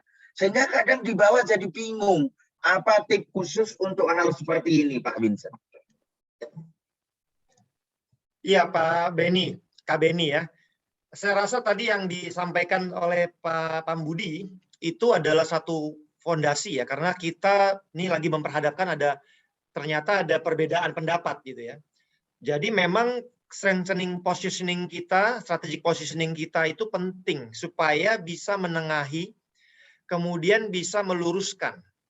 Jadi ini bicara bagaimana kita membangun positioning kita yang bisa diterima oleh leadership team, tetapi juga seperti tadi Pak Joseph juga sampaikan, bahwa ke bawah juga kita harus turun, sehingga kita akhirnya bisa punya channel yang cukup kuat, atas bawah. Karena apa? Di tengah-tengah yang ada perbedaan pendapat seperti ini, maka kan kita harus approach ya, kita harus selaraskan, kita harus mengalign, menjadi bridging kepada dua pandangan yang ini gitu ya. Sehingga kita perlu menguatkan, kita punya channeling, kita punya positioning. Dan tadi yang Pak Pambudi bilang bahwa kita harus talk the language, ya kan? Yang ke bawah milenial kita tahu dunia mereka, so then we know how to communicate dengan mereka, to align. Kita juga kepada yang atas, yang kita juga harus tahu bahasa yang mereka kenal, yang mereka accept. So from there kita kemudian align. Jadi memang ada yang dikatakan HR ini kita jadi paradox balancer, ya. Jadi kita ini memang di dalam HR business partner atau era HR sebagai business partner, bukan sekedar HR kita ego, kita punya function saja, tapi kepada agenda bisnis, maka kita fondasi yang kuat tadi, membangun channel yang kuat, kemudian ada juga di sana skill, kompetensi, coaching itu memang sekarang ini bermain, karena ya tadi pandangan demi pandangan yang kita hadapkan, dan kita sementara agenda transformasi di depan mata harus kita jalankan dengan selaras. Sehingga akhirnya bridging paradox balancer, balancing the things yang ada di lapangan lewat kita punya positioning, kita punya bisa kita ngomong dengan generasi ataupun dengan komunitas yang berbeda itu, sehingga kita bisa menjembatani, kita kemudian menemukan, kita menyelaraskan, kita mengalign ya, kita kayak balancing ataupun spuring gitu ya. So basically kita bisa ini adalah, itu sebabnya hari-hari ini di mana-mana role itu selalu bicara business partnering, karena artinya apa? Kita menjadi partner to the business, agenda bisnis penting yang kita jalankan di atas masing-masing silonya. Kemudian kita ya akhirnya harus menjadi penyelaras daripada kalau ketika terjadi seperti itu gitu ya, ternyata ada yang berbeda pendapat, maka ada kerja tambahan karena sekarang harus membalance. So kita punya fondasi channeling will help. Definitely atas bawah kita harus bangun tuh positioning kita, positioning ataupun channeling kita yang kuat supaya HR bisa berperan di dalam hal-hal kasus-kasus deviasi seperti itu ya. Oke, itu yang saya bisa jawab. Jadi sekali lagi, bangun kita punya fondasi, bangun kita punya channeling in the organization so that we can play atau we can berkontribusi maksimum in any situation. Okay. Terima kasih banyak Pak Vincent. Ada satu pertanyaan terakhir yang akan saya jawab seperti janji kita. We start on time, we finish on time, 12 o'clock. Tapi sebelumnya saya akan menjelaskan sedikit bagaimana proses pemesanan buku ini. Nah, Nanti tinggal tulis di chat, udah benar seperti itu.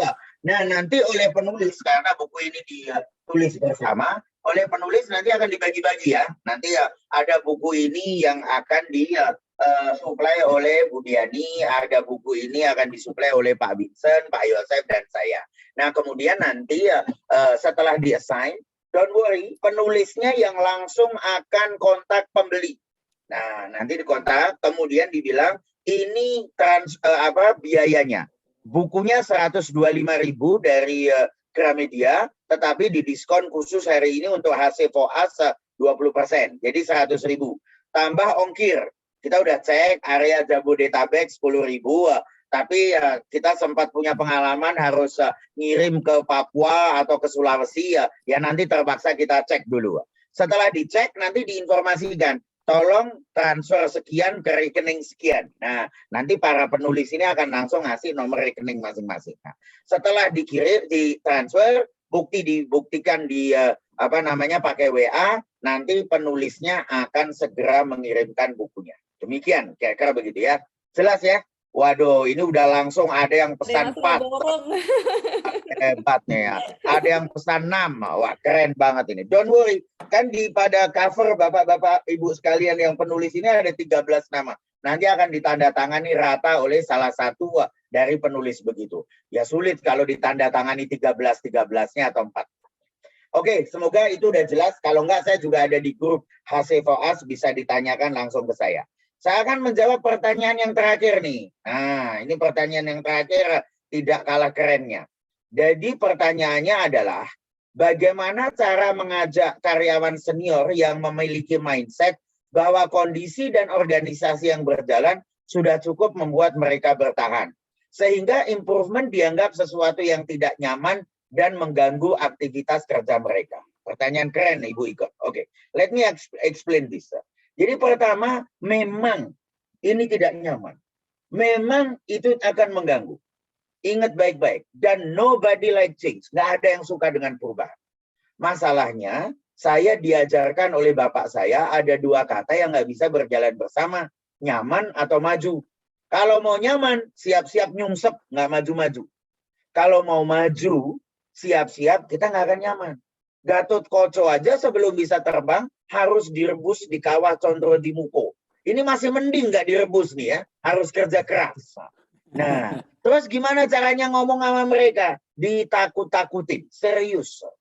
Ceritakan tentang Nokia yang kelihatannya oke dan bangkrut, Nokia mobile phone.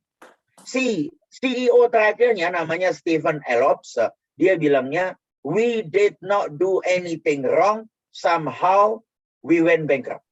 Bilangnya, kita nggak melakukan hal yang salah sama sekali, tapi nggak tahu kenapa bangkrut.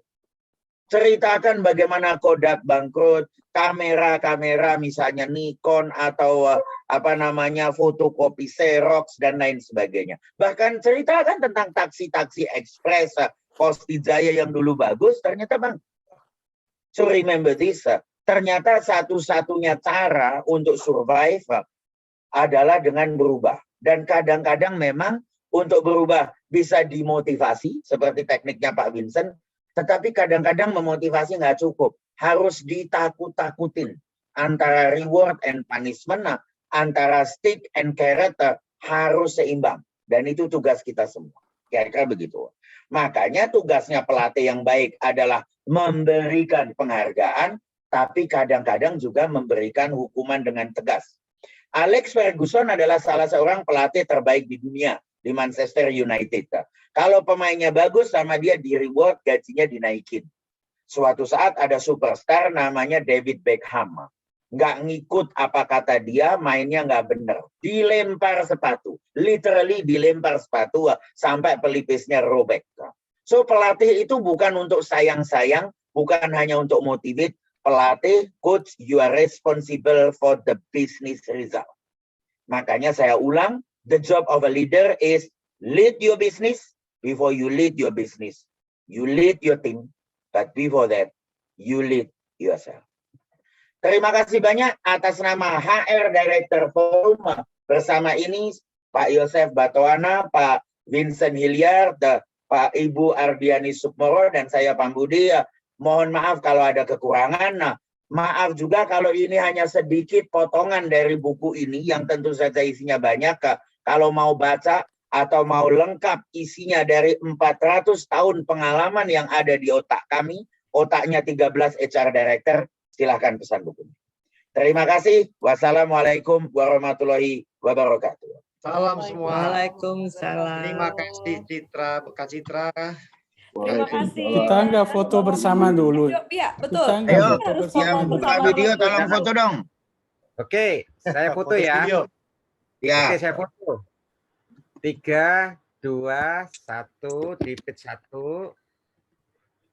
Mohon izin di page 2. 3, 2, 1. Oke, terima kasih. Terima kasih. Oke, Terima terima kasih kasih semuanya. Terima kasih semua. Terima kasih Pak Salam Bisa. sehat, salam sukses. Terima kasih banyak. Salam sehat Bye. semuanya. Terima Semoga bermanfaat ya sesi kita. Terima kasih. Terima kasih Ya. semua. Pak Herul, terima kasih. Salam Kak sehat. Citra. Kasih ya. Mari semua. Izin Lin. In live ya. Ya, terima kasih. Ya, izin. Sehat selalu semua.